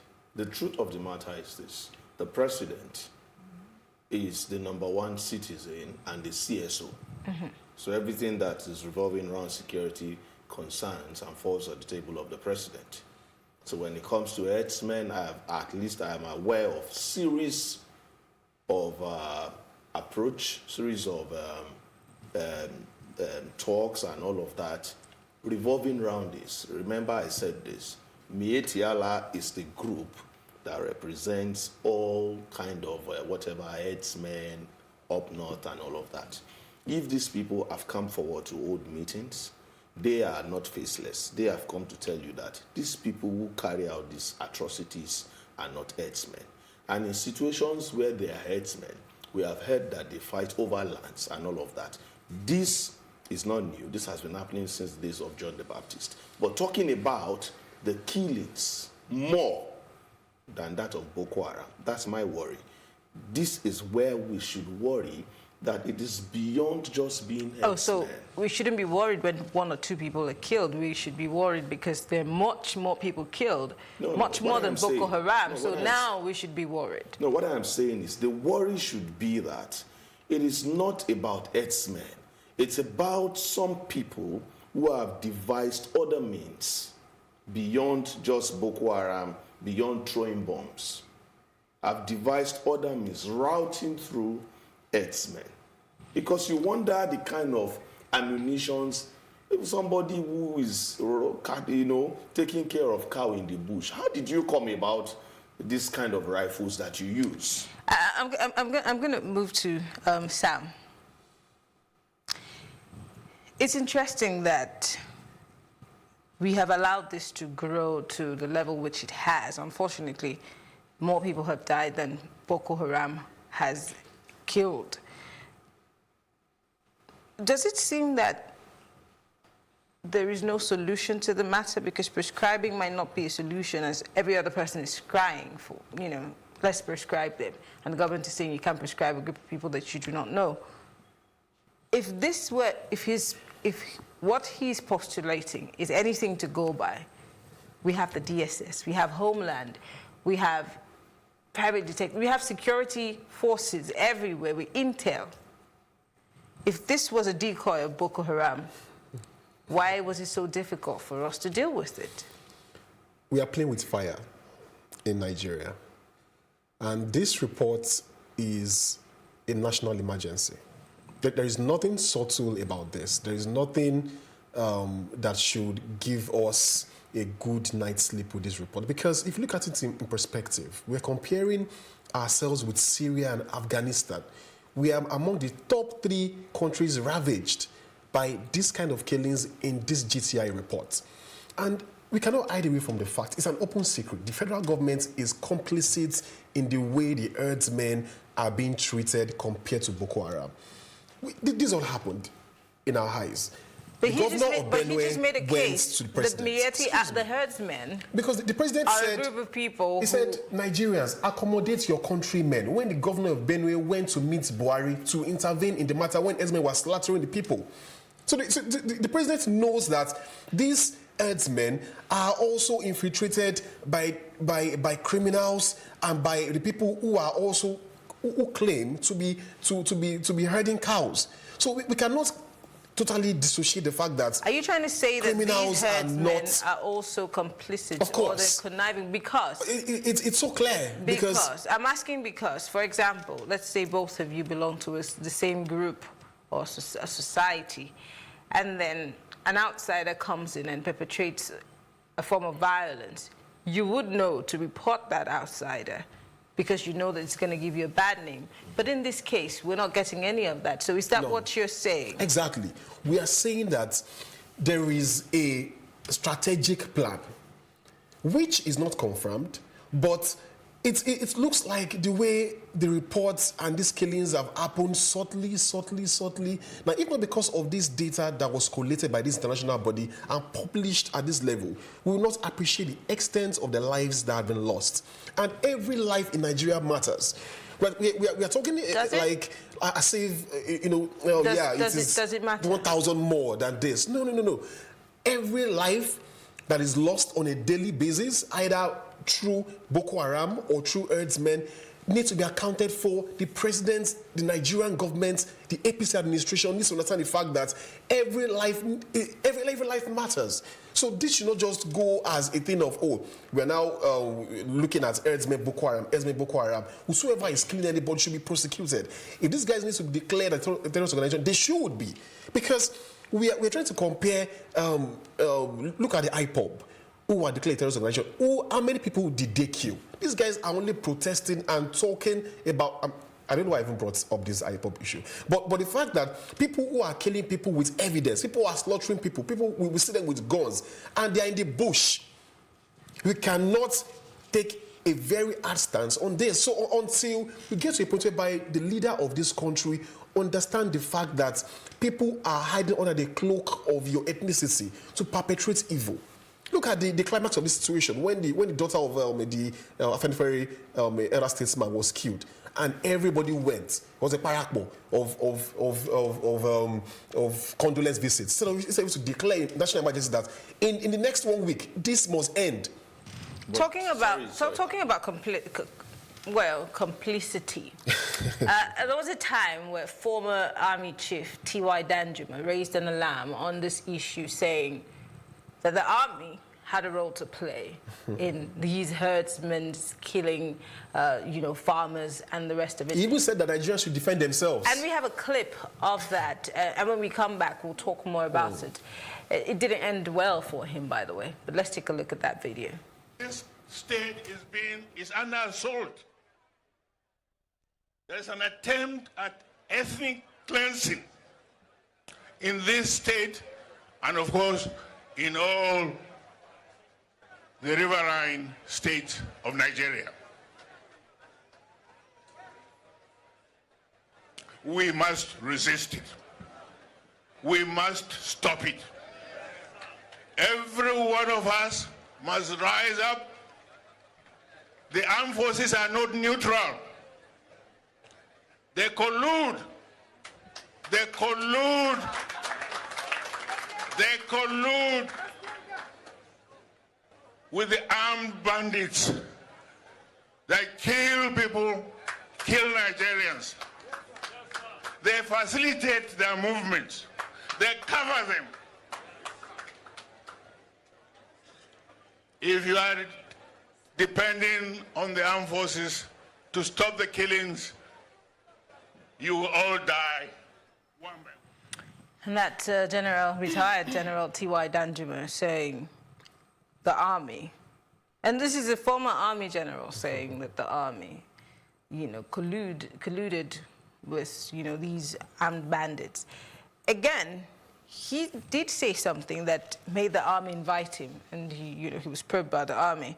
He said, "You must rise to protect yourselves from these people. If you depend on the armed forces to protect you, you will all die." And it was a whole rage at the time, and then it just died down. T.Y. Danjuma is from Taraba State, and I know where he's from. He's from Takum. I know his house. I ran a documentary on the Jukun and the Thief crisis. I have substantial evidences pointing fingers at him regarding the crisis. If he is coming up to television, when he said this, I was just laughing. You see, there are things that we say. One of the problems we have in this country, it's unfortunate that, when we come on television, there are things we cannot say. But you just said something which you do not have evidence to show us that claim that you made is substantial. This that I am saying, if Plus TV Africa is willing to run an investigative journalism, travel to Taraba State. No, we want your evidence, because you just said on TV that you have substantial evidence pointing to T.Y. Danjuma as having a hand in something criminal. So we'd like to see that evidence. I am telling you that when people say things, they don't say things just because you want to appear in good light. What responsibility or what role did you play or have you played in your own immediate community where has been ravaged with ethnical crisis for years? For a particular point in time, it rested, and not too long, it happened again in the same community. But that's detail. But I'm not making excuses for T.Y. Danjuma, but that's detail for most communities in Nigeria right now. There are two communities at the border of Calabar-Itu Bridge where you have Cross River and Akwa Ibom fighting over land, and they're killing themselves. If you go to River State in the Ogoni axis, where you also have the Andoni people, it's normal. It's a land war, but we cannot say that, oh, well, because we're not fighting or we're not dealing with the crisis at home, outsiders can come and kill our people. Let us proscribe every community that they kill themselves. Let us proscribe the trailers that kill our people freely on our bad roads. Let us proscribe certain brands that own these trailers. What exactly are you saying? Are you saying it's okay for people to be killed? Because I'm not saying it's okay for people to be killed. What exactly is your... What I am trying to say here is this. After 4 years, when the president is no longer the president of this country, and we still have herdsmen attack, come back to tell me that the president that will be president then is because he's from that part. That is why he's still unable to provide a solution to herdsmen attack. I am telling you that this is something that we should look at beyond herdsmen attack. You gave an instance. Myself and Sam, we belong to the same group. It's as good as coming to say that the group that we belong, that is known for a particular business, credible, all of a sudden, maybe because of one reason or the other, it got infiltrated. Will Sam be happy, or will myself be happy, that somebody looks at us in the face and calls us a terrorist group? Because some unscrupulous elements have infiltrated our organization. Again, I'm coming back to my question that I asked. Maybe you guys didn't get it. If you realize that someone has infiltrated you, what have you done on your part to help security agencies to fish out these bad eggs? But you saw several points in time where they had meetings, even with the security agents, even saying that this is what they will do, this is what they will do, this is what they will do, that is what they will do. See, let me tell you something. The truth of the matter is this. If people die every day and nothing is done, every other little group will wonder if government, as it were, is unable to tell you that At also point in time, Boko Haram killed a set of people, and we have not been able to produce a good number of people to say that these are the guys who perpetrated the bomb blast over there, who perpetrated this. And you are now coming to talk about some people in the garment of S-men killing people, and you are saying that the body should be able to come and tell you that these are the people that are perpetrating that evil. Okay, once again, yes, this conversation is not just about the Miyetti Allah, so that we don't make it about them. I'm going to bring you back out. What has government, security agencies, the army, what have they been able to do to reduce these killings? Because security is the job of government, whether we like it or not. Right. Whoever is killing people, whatever is killing people, that should be the duty of government to make it stop. So it's not, let's not make this conversation about Miyetti Allah. And I'm taking you back again. How has the government dealt with this issue? Why are we still talking about it at the end of 2019? I mean, if this report didn't come out, we probably wouldn't know how many people have been killed. Because this report came out. These people who made this report also should also be able to advise the government that this is how you should deal with this issue. If you travel on Nigerian roads at every point in time, you find checkpoints. You go to communities, you see soldiers. You go everywhere, you see security men all over the place, all over the place. It boils down to the fact that based on what government has said, that we want to secure all our communities, we went as far as even closing our borders, right? Okay, so if you ask this question again, government will tell you that they have put so lot of measures in place. How come people are still dying? And people are still dying because people keep quiet. That is the truth. How do you mean? Yes, people keep quiet. You said something the other time. If the two of us belong to an organization, for the fear of the fact that if I go and tell these people that I saw also people who carried out this atrocity, I don't want somebody to come and knock on my door the next morning, then I keep quiet. It is a major thing that is happening to us as a country. Because even you don't trust the security agencies, everybody is supposed to be a part of security. It's not only those in uniform. When you talk about intelligence, you talk about all of those things. Is it about those people wearing the uniform alone? There are people who also hate easy security activities. But when those people who are supposed to do that also are afraid and do not have an assurance that they are also secured, what do you expect them to give you? What do you expect them to tell you? Let's come back to Sam. Going forward, because the truth is, these issues will keep being rehashed when figures are brought up, statistics are brought up. The alarm bells go off that, wow, this is how many people are being killed on a daily basis.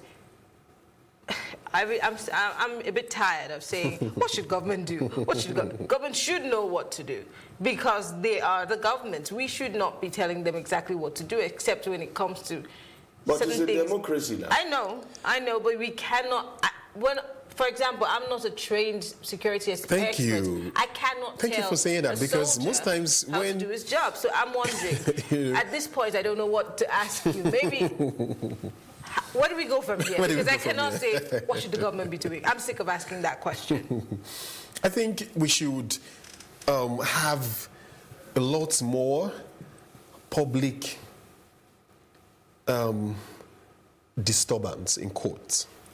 In terms of going by the Hong Kong example, see, if we do not... Well, the Hong Kong protests became very violent, and you know what that means in Nigeria. We're going to be shot at.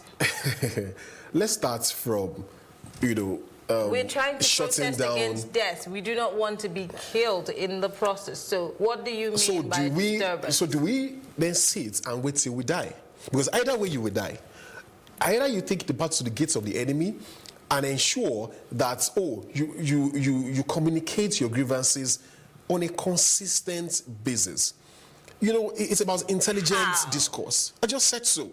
It's important that we develop the culture of civil disobedience in a proper and organized fashion. You're using two words. Yeah, it sounds like an irony. But then until we leave I want the you to be bots. as clear as possible. For example, I cannot be disobedient and be disobedient in a nice way. It's not possible. You can be obediently disobedient.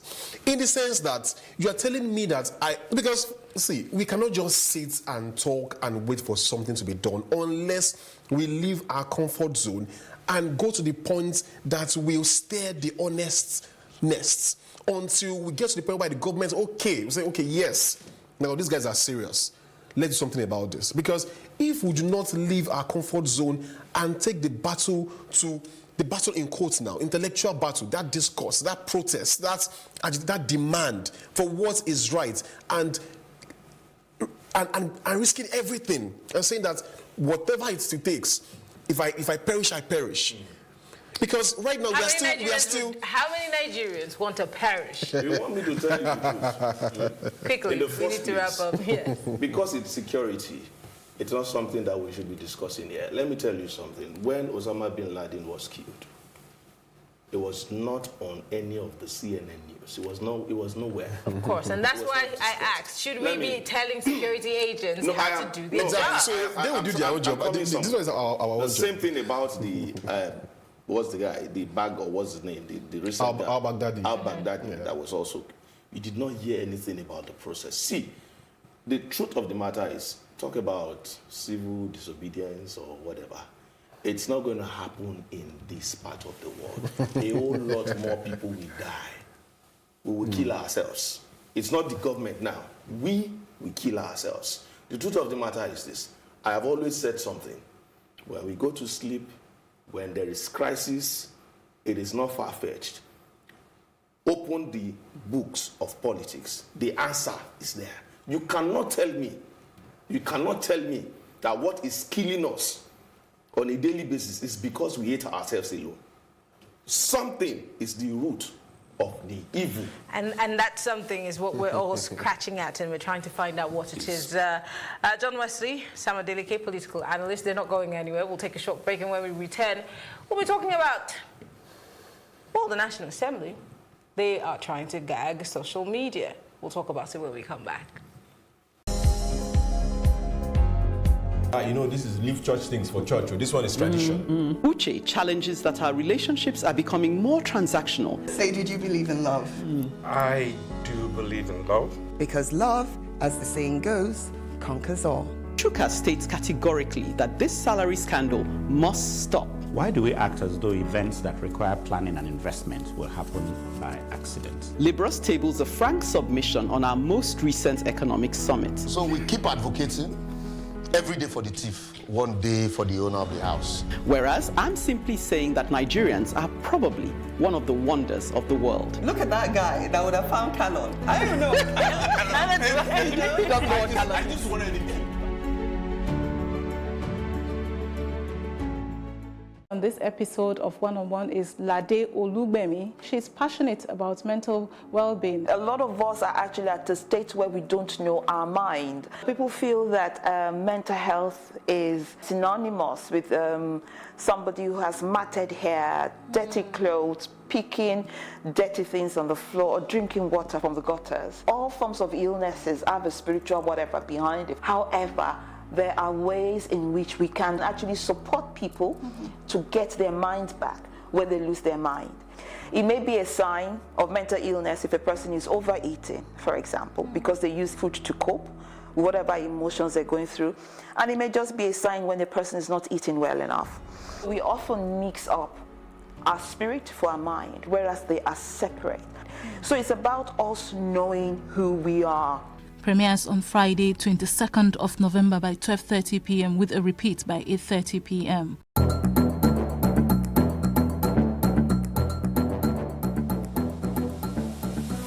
Country people, we thank una one that joined us on top News on the Hour for Plus TV Africa. This na number 63 Massey Street for Itafaji, where building just collapsed by 10 a.m. this morning. They said the Oga of the indigenous people of Biafra, Nnamdi Kanu, don't tell federal government say if they provoke him, it go cause wahala for inside with country. Because you be British citizen, no be say you go enter Niger, come cause kasala, run go Britain, go stay in peace. Them say na the diesel truck catch fire as they try offload the diesel way dey inside. Come out, fire department come try quench the fire. For the first time for Niger, every will enjoy television news for Ogbonge Pidgin English. For more tori, make una kukuma follow us at Plus TV Africa on top Facebook, Twitter and Instagram. Make una subscribe to our YouTube page and for Star Times on channel 308.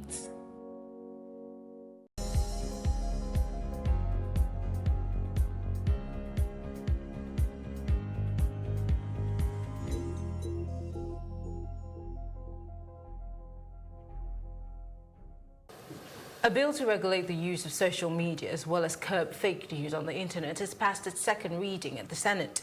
The Bill Protection from Internet Falsehood and Manipulations Bill 2019, sponsored by Mohammed Musa, was introduced into the Senate 2 weeks ago. Now, this comes a few years after a similar anti-social media bill introduced in the 8th Senate sparked outrage across Nigeria. The second stage of the new bill was passed after lawmakers debated the details during plenary. Are there other hidden details in this bill that we need to know? Well, I still have my guests in the studio, John Wesley and Sam Adeleke, both political analysts. Gentlemen, thank you for staying with us. I'm going to start with you, John, this time. I see that you use social media, obviously. I'm sure we all use social media. We're always at our phones, tweeting or posting something. And this bill seeks to regulate social media as well as curb fake news, according to what, the members of the Senate have told us. And so far, so good. This bill has gotten to scaled through its second reading, meaning that everybody in the House is not necessarily against it. But we all know how social media played a part in politics from 2015.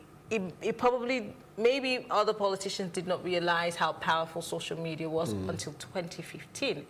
But the same social media is being somewhat seen as an enemy of progress.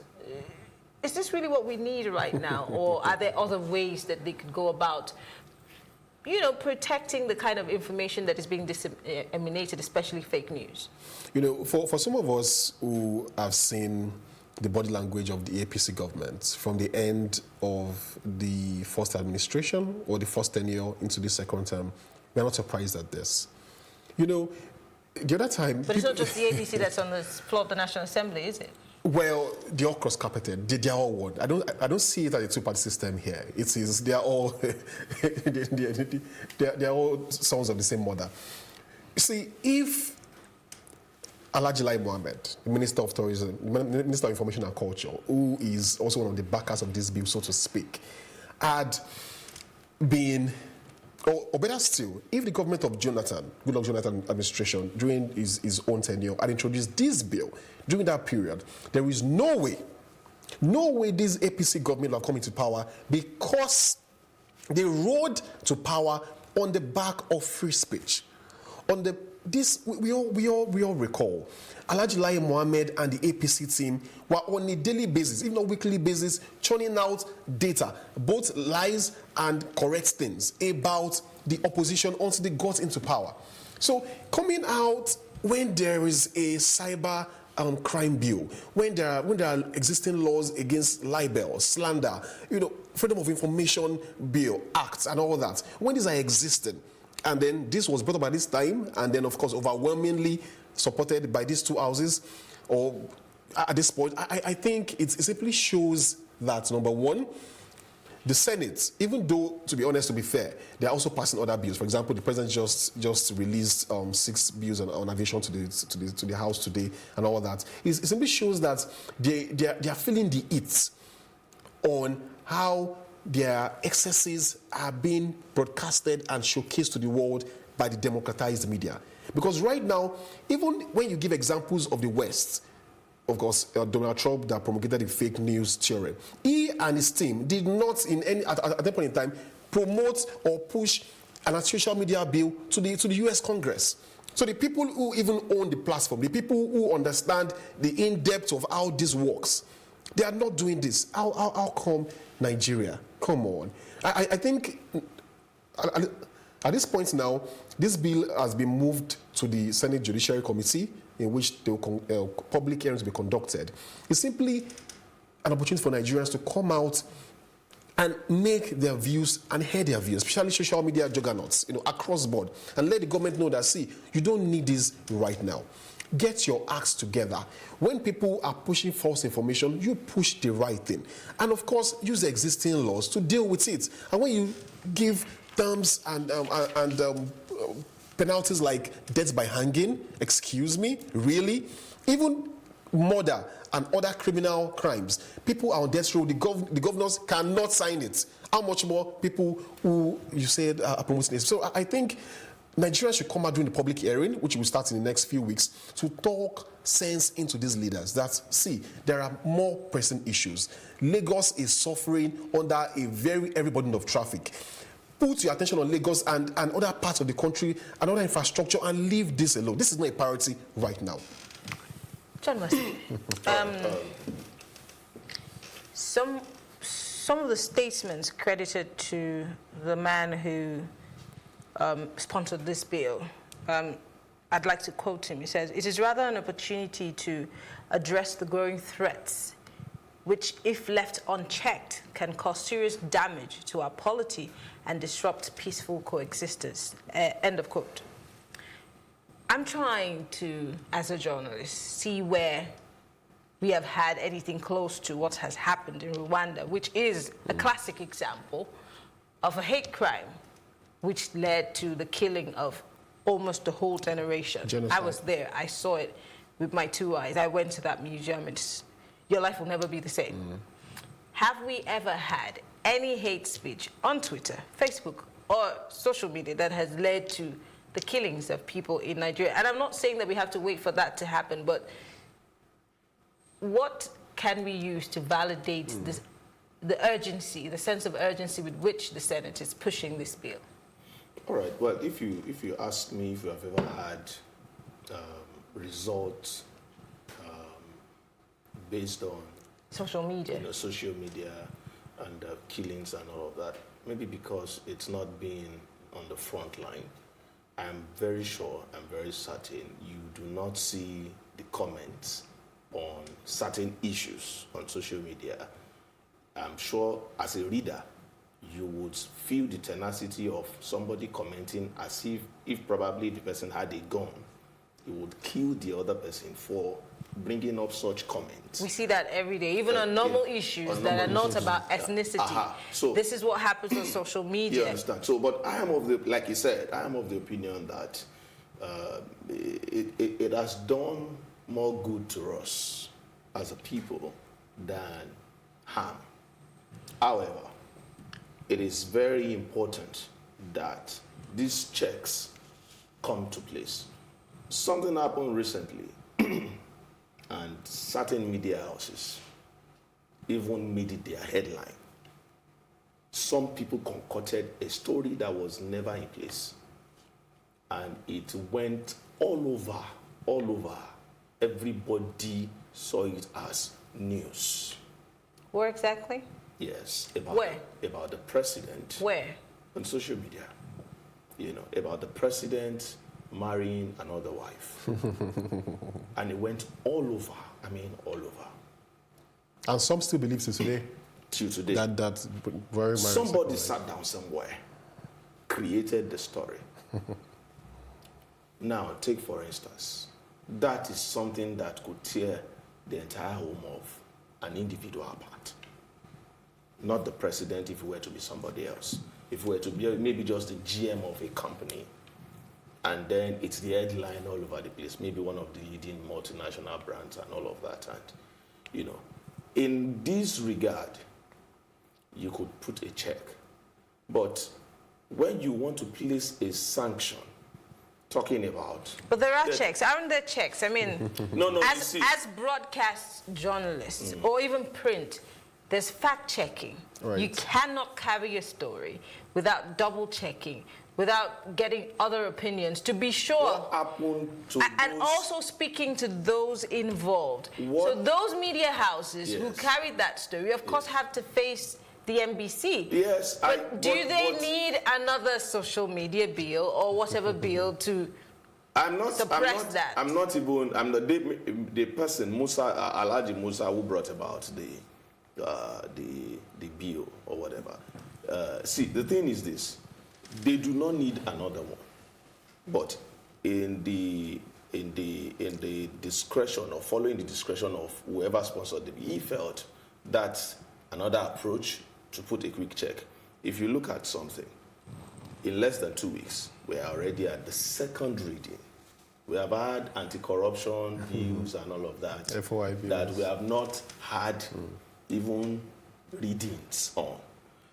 And this is taking the speed of light. Are you getting me? See, the truth of the matter is this. We may not want to acknowledge a few things, maybe because all of us, yes, we use social media. But as far as I'm concerned, Nigeria is not even mature to the point where you can even place a check on all of these things. What do we have to control all of it? Even in the countries where they have all the necessary watch to control, to even see what you are, the intent of what you are trying to create and all of that, to put a halt to it. Nigeria doesn't have all of those things. You know, end-to-end users and all of that. Okay, let's take a quick look at what happened on the floor of the National Assembly today as that bill scaled through its second reading. It's not an attempt to stifle free speech or dissenting views. It is rather an opportunity to address a growing threat which, left unchecked, can cause serious damage in our polity and disrupt peaceful coexistence. While the internet has democratized information, the fact remains that it has also been a weapon in the process. That is why governments across the world are trying to mitigate the risks associated with information transmission via internet networks by monitoring abuse, deliberate misconduct. That is the essence of this bill. The advent of internet has provided humanity numerous benefits, including instant access to information, knowledge and learning, connectivity, communication and sharing, collaboration, access to a global workforce, and the new frontiers for business and trade.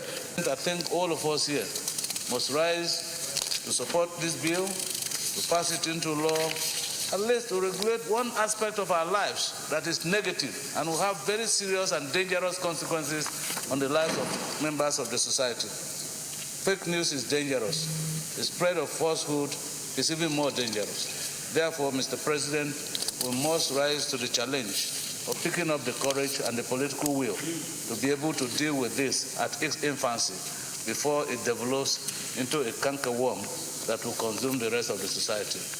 I not only oppose this bill, I condemn it in its entirety. This bill is an attempt to surreptitiously introduce the censure into our laws. Based on our Constitution, Section 39, that guarantees freedom of information and freedom of speech, there is a Cyber Crime Act that deals with this issue. There are also laws in the land that have to deal with false information, libel, slander, and peddling of so-called fake news.